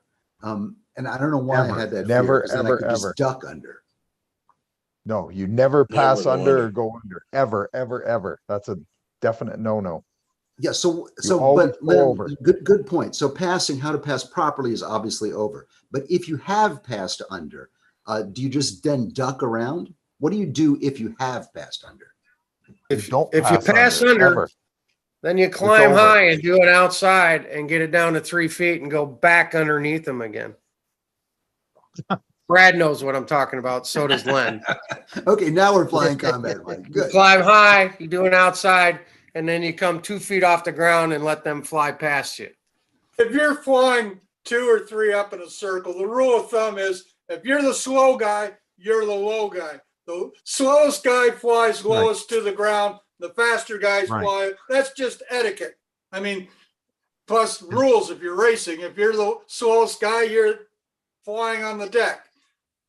I mean, that's your basic rule of thumb for flying. So you can let the other guys pass easily. Exactly. Yeah. In a race, if you're flying up high and slow, they'll give you a penalty for blocking, for one thing. And if you're not walking the circle, they'll give you a penalty for blocking. And so you got to be a little bit mobile in the center. And if you're the slowest, you're the lowest. The fast guys, well, if you watch racing at Brodacks, basically when they're passing, they're doing wing overs. That's just, it's not good racing, but it's safety because you're got a lot more separation between the aircraft, and it just makes it easier. When you got 2 racers that are going blistering fast and one that's going slow, he's traffic, and the idea is to keep him low so he stays out of the way, or somebody's going to get hurt. Yeah. All right, let me just Okay. interject here. We have 20 viewers, 15 likes. Thank you. But if you haven't hit the like button, please do that. Please support the channel. Super chats help. You also can join our YouTube memberships. It's just like 17 cents a day. It's $4.99 a month. I have it myself. I do it and I don't have to do it. So please support the channel. That helps. And if you can't do the subscription at $4.99, do a super chat, and that helps too. So please, I haven't had any super chats in a while, and so please support the channel. This is good content. If you're still listening to us after an hour and 40 minutes, you obviously like the show. So smash the like button. It doesn't cost anything, and give us a super chat. Give us a cup of coffee. Anyways, let me finish the horizontal square 8s. Wait a minute, one more answer, one more thing to his answer. The reason those planes, they've already told you why they don't have a spar in them, because it's extra weight. The only time you put a spar in a foam wing is if you have wing mounted landing gear. Then you mount the blocks, you put a spar in it, you put 2 sub ribs, plywood ribs on either side, and your landing gear block goes on that. But if you don't have wing mounted gear, you don't want to spar in that wing. Okay, go ahead, Charles. All righty. So we've been all over the map, and getting back to the horizontal square 8s. Where are our judges? The original Steve Smith, he's muted his microphone. I know, Dennis, you've judged. That all you could take. And so what errors do you see all the time when people do the square horizontal 8s? People laying the sides either out or in, the 2 outsides, and people that take the center and pass it, they miss 45, or they're just way too high on their bottoms. Yeah, high tops and bottoms, and so verticality in any of the square maneuvers is always a big thing. And big thing with me, anyways, getting the vertical lines, hitting the vertical lines. Anything with the 8, again, the intersection in the middle is one of the prime defining features of a horizontal square 8, is that you have 2 figures directly aside each other. So, and it's amazing how when people miss that intersection, it seems like the people, when they miss it, they'll do a loop, and then they'll slide past the intersection, and then they'll slide past it when they do the outside again. They don't usually come up short. They usually slide past it. So they'll miss it. If the intersection is here, look, they'll come around on the second inside thing, and they'll come around past and then come around, do the outside, and they'll, be the other side and come around. So, but, and then, the usual, what I mentioned before about, tendency for the outside part of the 8 to be different, smaller than the inside part. It carries over to the square 8 too, because people do the outside part and they don't fly out far enough before they dive it on down. The tendency is to make that loop too narrow. So Dennis, in the rules there was nothing. I presume that square 8 is 90 degrees of the circle. yes, 45 degrees tall, 90 degrees wide. Each 45-degree loop, of course, put the 2 of them together, you have a 90-degree maneuver. I don't think it actually mentioned 90 degrees, did it? No, I think it talks in terms of having loops of equal size and stuff like that. Charles, you have you have your graphic up there again? Yeah, it's let me do this here. And the other interesting thing, I think it said something about the second 8, the center can be relocated to one side, No. or something along those lines. Well, you can relocate it. You just won't get any points for it. So no, well, that's what I was going to say. Surely you've got to actually duplicate what's there first time. Mm-hmm. Yeah, you see the tops. Oh, hang on. That's yeah. There was another page. Okay. The next page is just talking about. Oh, I've lost it now. It said something. It indicated to me that, well, it was unclear, I thought, but it was a while back now. But it looked as though the rules had allowed a little bit of lateral movement of the eights from one side to the other. No, But I thought that would not be allowed, surely, in competition. I think the third comment under errors, vertical sides and bottom sides are not equal in length. I think that certainly implies that the maneuver, the loops are as wide as they are tall. Loops are not equal in size. That's what I was talking about with people chopping off the outside loop. Top and bottom sides are not horizontal. Turn starting and ending, Oh, no. not at 90, Yeah, no. 90 degrees. That's the verticality thing I was talking about. Right. Yeah, There's no, it's the clear. height comment and bottom comment, I think that Phil mentioned. Portion of the climbing sides vary, position of the climbing side varies. That's an Yes. error.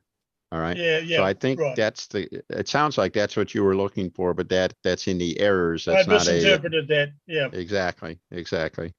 Okay, fine. Yep. Each Sorry. 8 is not as prescribed. One of the things we've hit a couple of times in this discussion is that, if you make a mistake, should you do your second or third maneuver directly on top of the mistake maneuver? And the answer is every time you do a mistake is a deduction.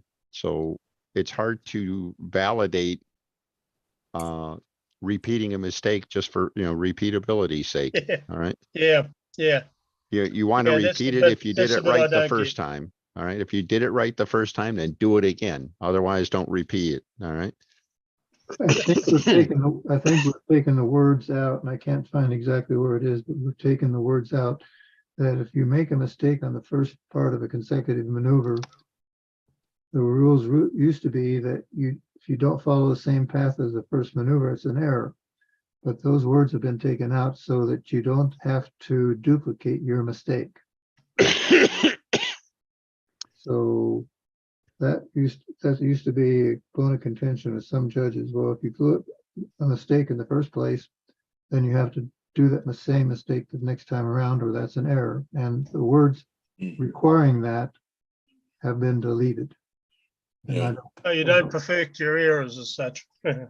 Yeah, it's funny. I had a sidebar discussion with one of my judging buddies at Brodak about that this year. We were talking about that, and this is after flying was over, and one of the flyers asked, what gee, I made a mistake. Should I repeat it? And I said, no. Well, the other judge says, yeah, you should. And I said, well, no, you shouldn't, because every mistake you repeat is just another point deduction. Another mistake. Yeah. The words have been taken out of the rule book that required that. Exactly. Yeah, it was certainly less clear than it is now. So on you, Keith, your camera is facing some paisley. I don't know if it's the tablecloth or. One of the things that's always puzzled me is people want to, whether it's the round loops or the square loops, they want to charge into that first turn, that first climb. Let's charge into that first climb. Well, on the round loops, I've always wondered why they do it, because that makes the plane want to go higher over here, the first loop. And then when you come back down, you've bled off all that energy. So now you come back around and you don't have quite as much for the second one. It just makes the things be different sizes.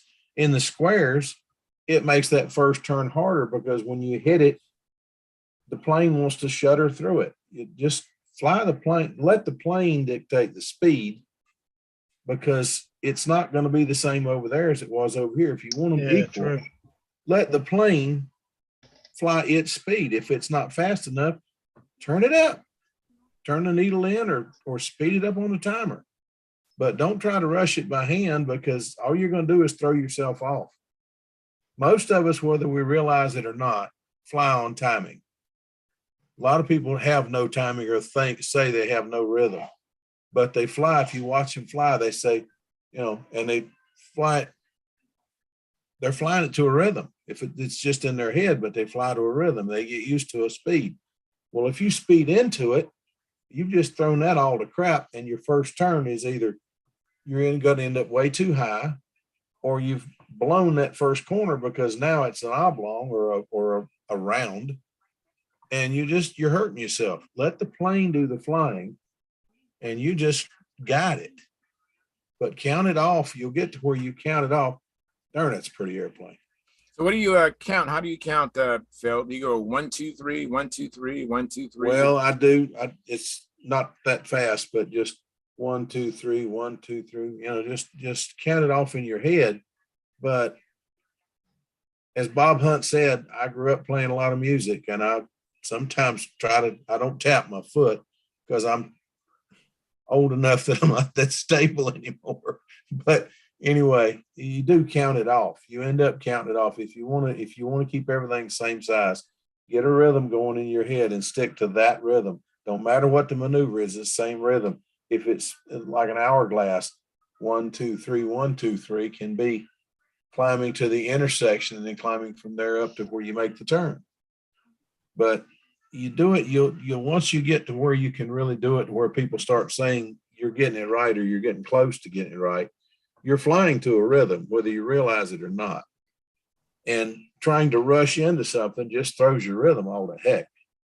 Yeah. So don't do that. Just let the plane, if you think it needs to be flying faster, or turn it up with a timer. I've done it both ways, and I got to admit, I like the electric better, but I still love the old planes. I still love the sound of these things is what got me in it in the first place. And I guess I'll always fly old time because it's the one place I can get away with nobody arguing with me about, well, except Dennis, about flying electric. Anyways, Dennis had an electric All-American at Brodak that flew extremely well. And it almost made me think about going home building an electric. Well, I'm thinking about building an electric old timer, but I still love my Foxes. I've got a t-shirt that I wear at old time contests. Old timers do it with Foxes. And I just went from 35s to 59s. I love my Foxes. I can't help it. Right. 59. Let's get back to the square, horizontal square 8s. Yeah. Just take thing your I time like and about count the it. square 8 is, to me, it's one of the few wow maneuvers when you have someone, when they do the outside part of the square and they go down, then they go vertically 90 degrees down and they pull out and it's flat and parallel to the deck. That is such a wow maneuver. And then when they go back up and then they go to the inside part, again, going straight down 90 degrees, turn that corner and then no bobble and it's flat and parallel to the deck. That is like, wow. That is, I think it's one of the few maneuvers that you can wow the judges with, if you do that. Well, if you want to, the guys that want to slow the plane down on that dive, hit that corner a little harder. If you hit the corner harder, it'll slow it down. Yeah.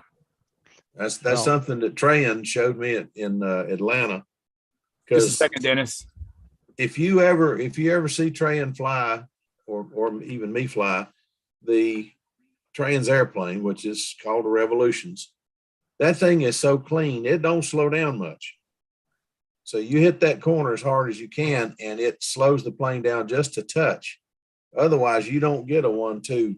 It's 1.5, and you're starting to pull. But if you hit it hard, it gives you a little bit more time, and you don't really realize that until you do it. And hey, I did get further in.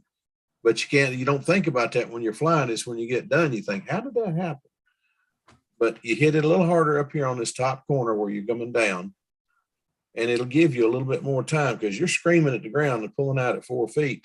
If it don't make you a little nervous the first time or two you do it with a new plane, please teach me how to do it because it makes me nervous first time or two. Well, what did you say about Revolution then? Going back about a minute, you It's said just something about it's just a very clean, all carbon fiber design. It's very light. It's very clean, and it just don't slow down much.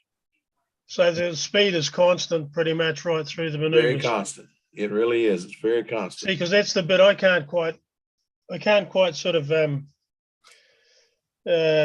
match up as the internal rhythm. I can understand if you're a musician, you got that kind of metronome, but if you to make that to work, you've got to have a good power.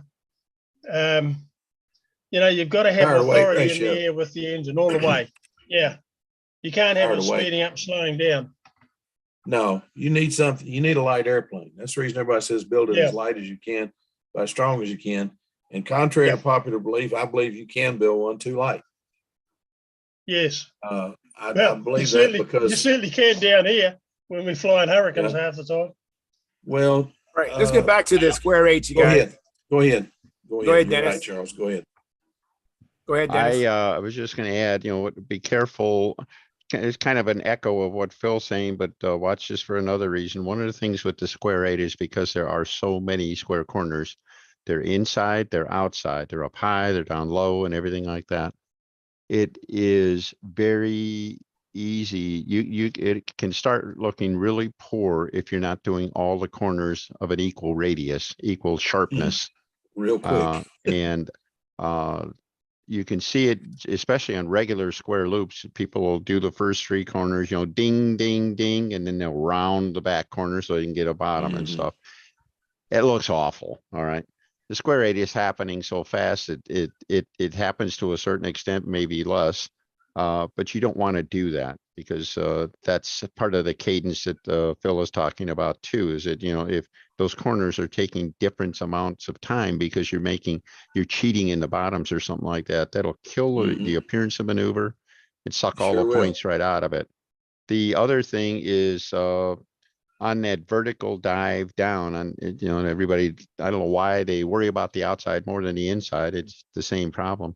But it's one of the things you learn actually flying the old time pattern that really applies to the square eight too.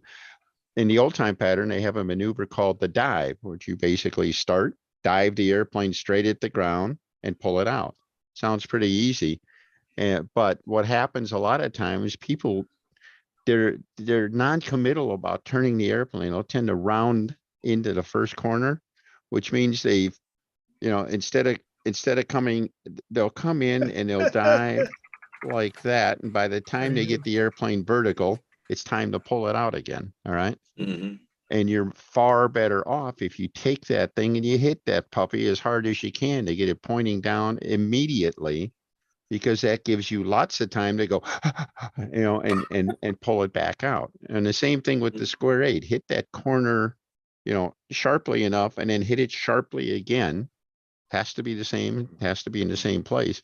But when you hit this corner hard, you got a lot more time before you hit the next corner. So Okay. you're giving yourself more room and you're bleeding off some airspeed before you start, before you actually end the vertical portion of that dive. Yeah. Everybody seems to think though it's hard to do that hard turn, but it seems to give you more time. It's easier. Yeah, personally, I think the dive maneuver in the old time pattern is the single scariest maneuver in any of our stunt patterns because of that. And it took me the longest time to think, hey, you dummy, what you got to do is you got to hit it hard, because that's what gives you the most amount of time to get out of it again. All right. So. But the old time pattern doesn't specify how high you have to be before you start the turn either. So. You can be at 80 or 75, 80 degrees if you want to be, and then hit that dive. Well, you have to fly what, 15 vertical straight feet down, for the maneuver. Basically It's like 5 lengths of the airplane. Maybe a little more than that, because some of the airplanes are only 2.5 feet long. So it's and please don't count the lengths of the airplane while you're diving. Yeah. Yeah. Don't actually count it, but that's what you have in mind when you do that. So Mike, so many people. Go ahead. Go ahead, Mike. I was just going to say, next to the pull out on the reverse swing over, that is my favorite maneuver, that dive into the outside square, man. That's why I fly right there, man. Diving that sucker straight at the dirt and pulling out at 4 or 5 feet, that gets my blood pumping, man, and I love it. Yep. Okay. Couple points on Good point, Mike. The rules say something in there about the turns are 90 degrees. Actually, the only turn in the square eight that's going to be 90 degrees is the one where you're going vertical from upright flight or inverted flight. We don't see you, Keith. Did you want that to be the case? No, it's all right. the words right now, just in the rules, says the terms starting and ending the climbs are 90 degrees. Not well, the first climb is 90 degrees, yeah, but the sides of the maneuver are something less than 90 degrees that you have to turn. And our AMA rule book doesn't specify that those vertical sides are vertical. The rules say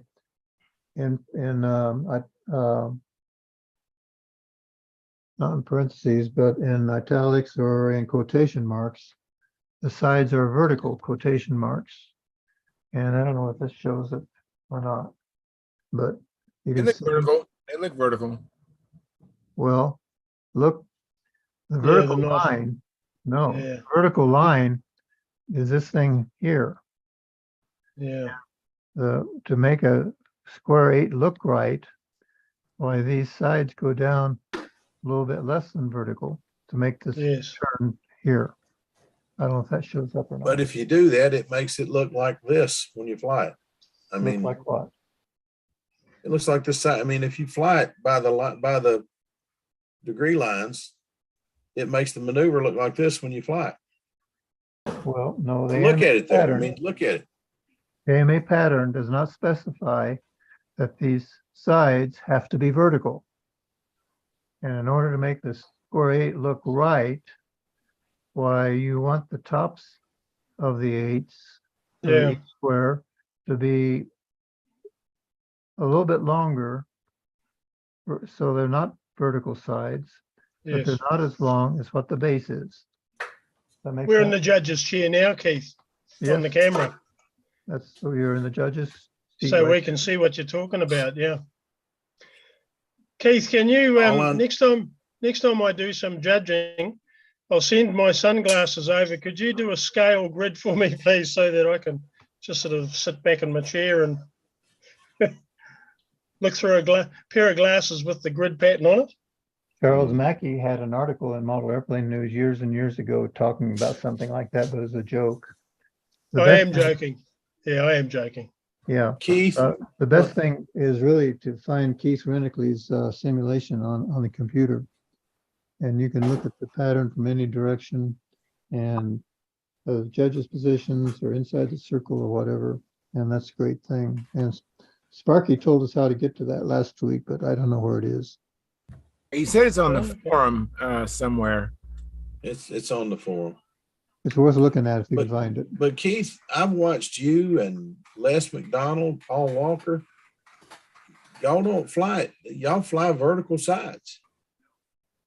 Now, if you stand on it, if where the judges No. stand, I don't know, because I don't No. want to bother the judges. If but when you're you stand, watching, if you're watching at the Nationals, I did if you this year. if you fly vertical sides, the top is going to be so short, it's going to look screwy and it makes it more difficult to fly. Now, Well, FAI, it looks like that right there would be narrower to me because it looks like it would have to be laid in. it would be. That's It what would I'm be, saying. yeah. That's what I'm saying.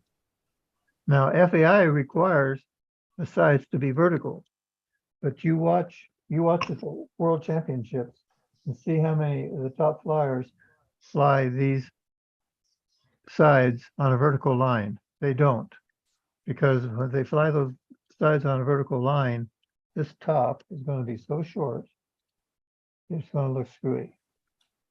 Yeah, I try to fly it like you got there in orange. Yeah, and that's what AMA rules don't require vertical sides. It only requires the center to be vertical. Okay. Now, the rule there in the rule book, it says all the turns are 90 degrees.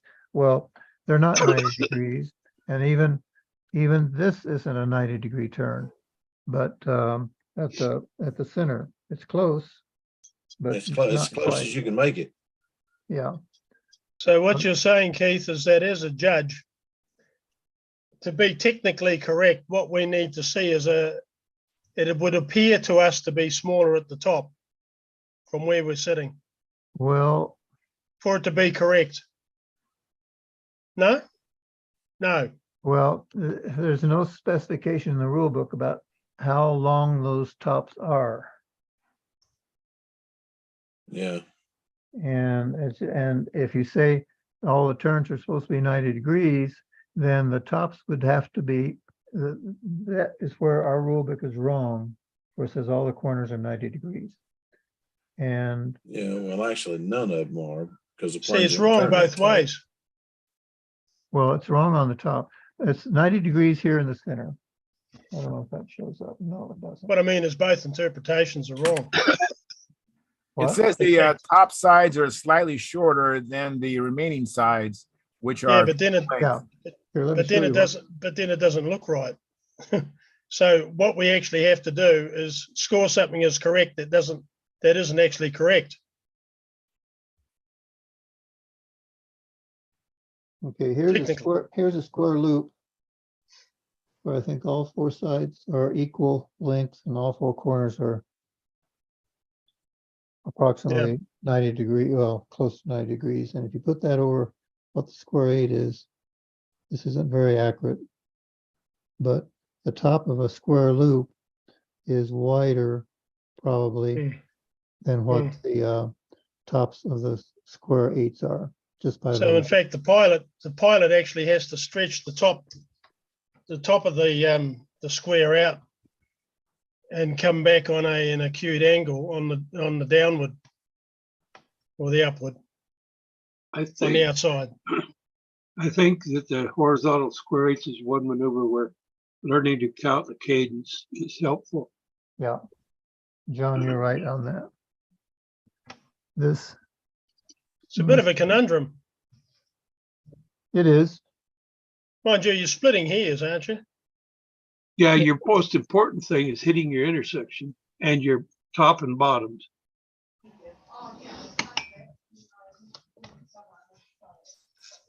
It's a hell of a good model, Keith. It's Yeah, a it good is. model. When you think about that maneuver, the last thing the judges are going to see, because remember, it ends at the vertical point, right? The maneuver ends at the 90 degree. So the last thing they see is that last bottom, the outside bottom.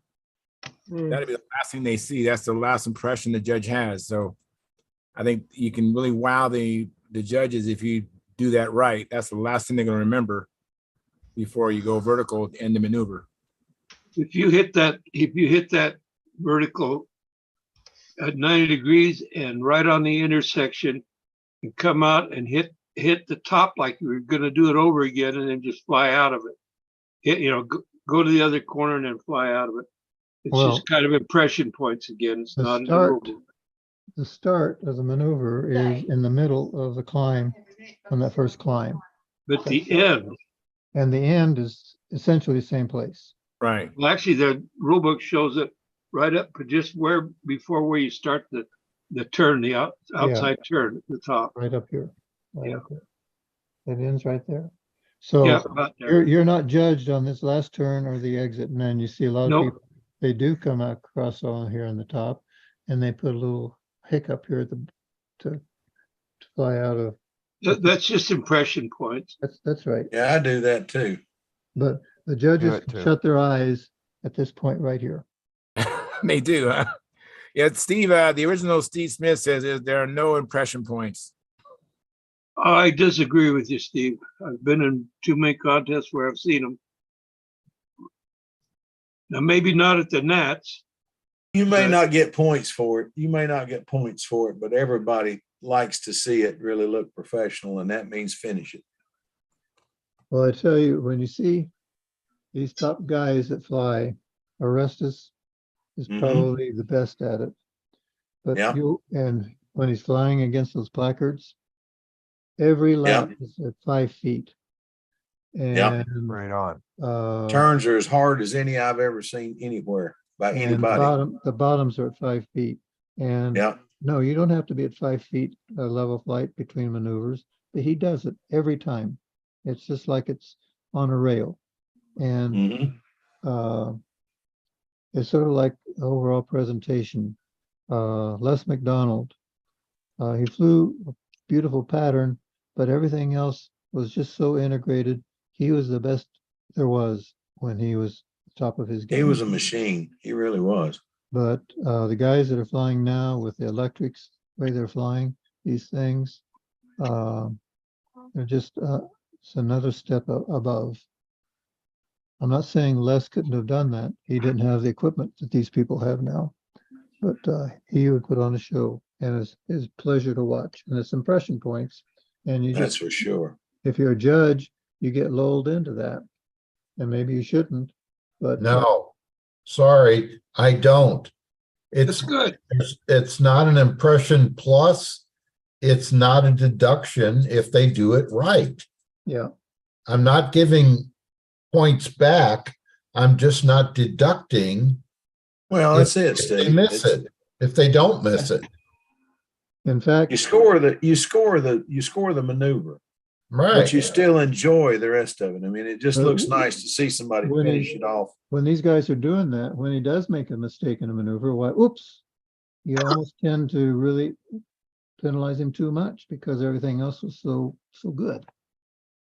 But anyway, Yeah, but the rest of the maneuver can be perfect, and if they miss a corner or two or an intersection, those are deductions. absolutely. Yep. I'm sorry, guys. I don't No. give points. I take them away. Well, I've flown before judges that you ever heard of the term the halo effect? Mhm. what? Oh yeah, absolutely. I've The heard halo that, effect? and I mean, block that out. You're good. You're good. You're a good judge, but some guys don't, and you gain a halo effect by being able to put the finishing touches, the finesse. That's why they used to wear white pants and white shoes. You know, all of that was Hey. impression. I resemble that remark. Guys, I just shared something. This is an article that was written by Claire Sieverling for the Phoenician.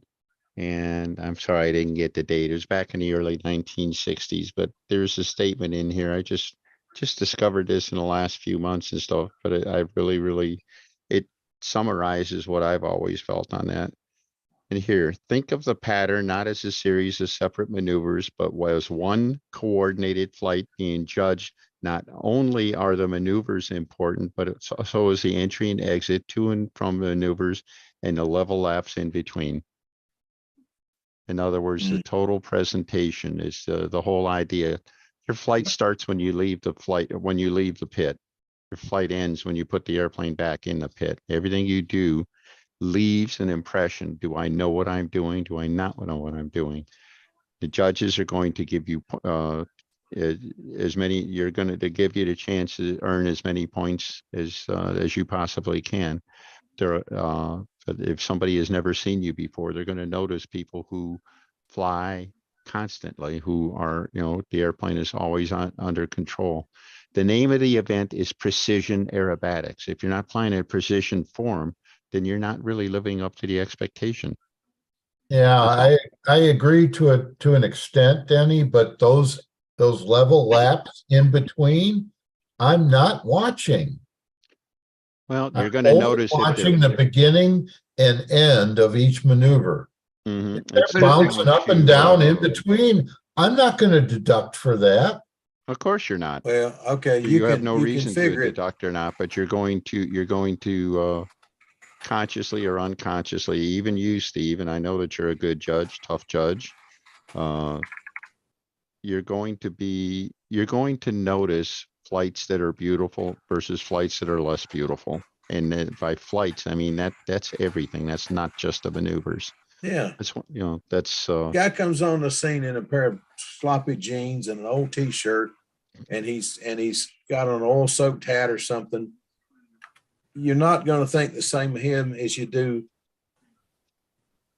Bob Gialdini. Les McDonald, Bob Gialdini. No, I don't do that. I don't agree. I don't care if they're immaculately coiffed and dressed or if they're wearing jeans and a t-shirt. It's what they put up in the air. Well, Steve, Well, you that's the are way it's supposed to be. That's ideal. You are one of the Very few. what you read the book. You tried to do the best job, and and God bless you for it. I understand what you're saying, but reality is reality. They're not all judges are think the same way. I know, and ask Mark Weiss, but that's something we are working on in the Pampa Judges Committee. We're trying to develop a training course that emphasizes the rule book and not any of this other stuff. And we hope to be able to train judges across the country in a consistent way. Right, and that's a great goal, and I hope it works. I hope it works. Me too. I really do.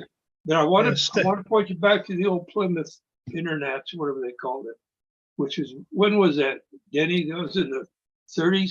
50, What, 51. the Plymouth Internets? Yeah, Late 40s. I think the last one was 52, 53, something like that. I saw a lot of pictures of pilots in there. They're wearing white shirts, ties, and a coat.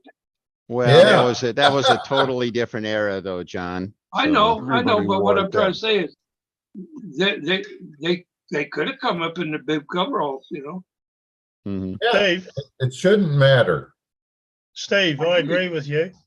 One of the things that were impressed upon us during our training session was you almost have to forget about who the pilot is. Just treat them as a non-entity, and it doesn't matter whether they're naked or dressed in a suit. It doesn't make any difference. What you're looking at is what happens in the air. Yeah. And let's say you get, I'm going to belly the devil's advocate here for a minute. Let's say you get me out there flying and you watch me stumble through and practically fall down. And then you watch Orestes Fernandez gets out there and flies. Now we're coming up for the second flight. True. What's your feelings about me and about Orestes? Does I that don't affect care. the judging? Try as hard as you It like. depends on how It's the close to airplane. Christmas it is. I don't care. Each flight is judged on its own. Each You are to be commended, Steve. All right. You are to be commended. You are. I'm sorry, but that's the way I see it. I'm glad you're that way. Now, you guys, I'm going to interrupt because we're out of time, but we still have the after party. But I think we did a really good job. I really appreciate everyone's coming in and their input. And it's been a tough night. People couldn't get everything they want to say. And even Sparky, I think he wanted to show us how light his airframe was. Oh yeah. 20 ounces. I'm Yeah, sure Sparky it's got amazing. frustrated. 20 Where ounces. the heck did you get the wood, Sparky? So anyway, so he weighs every piece. I do too, but I don't come out at 20 ounces. anyways, I don't want to go into the subject. I gotta but I'm go, saying there's guys. a lot going on, and thank you so much. And I think we Willie did a good job explaining the ins and outs of the horizontal eights and the square eights, and we will come back and talk about the vertical eights, and that's an interesting maneuver too. So Charles, just before you go, quickly, that's for the guys that are having trouble slowing down their models, there we go. Absolutely. Free flight. All right. Aero toe. Full leash behind you. Oh, just pull a That's parachute. all right, well, hey, thanks everyone for tuning in. And Peter, we can answer your questions in the after party. I'm just going to end the live stream, but we're going to still stick around. I'm just going to end the live stream because the analytics really don't do well with a really long show. So I cut it off at 2 hours and a quarter. And that's and I know that's what we got to do. So thanks for tuning in. Come back Monday and tell me what you've been doing, if you've been flying or working your shop. And so until then.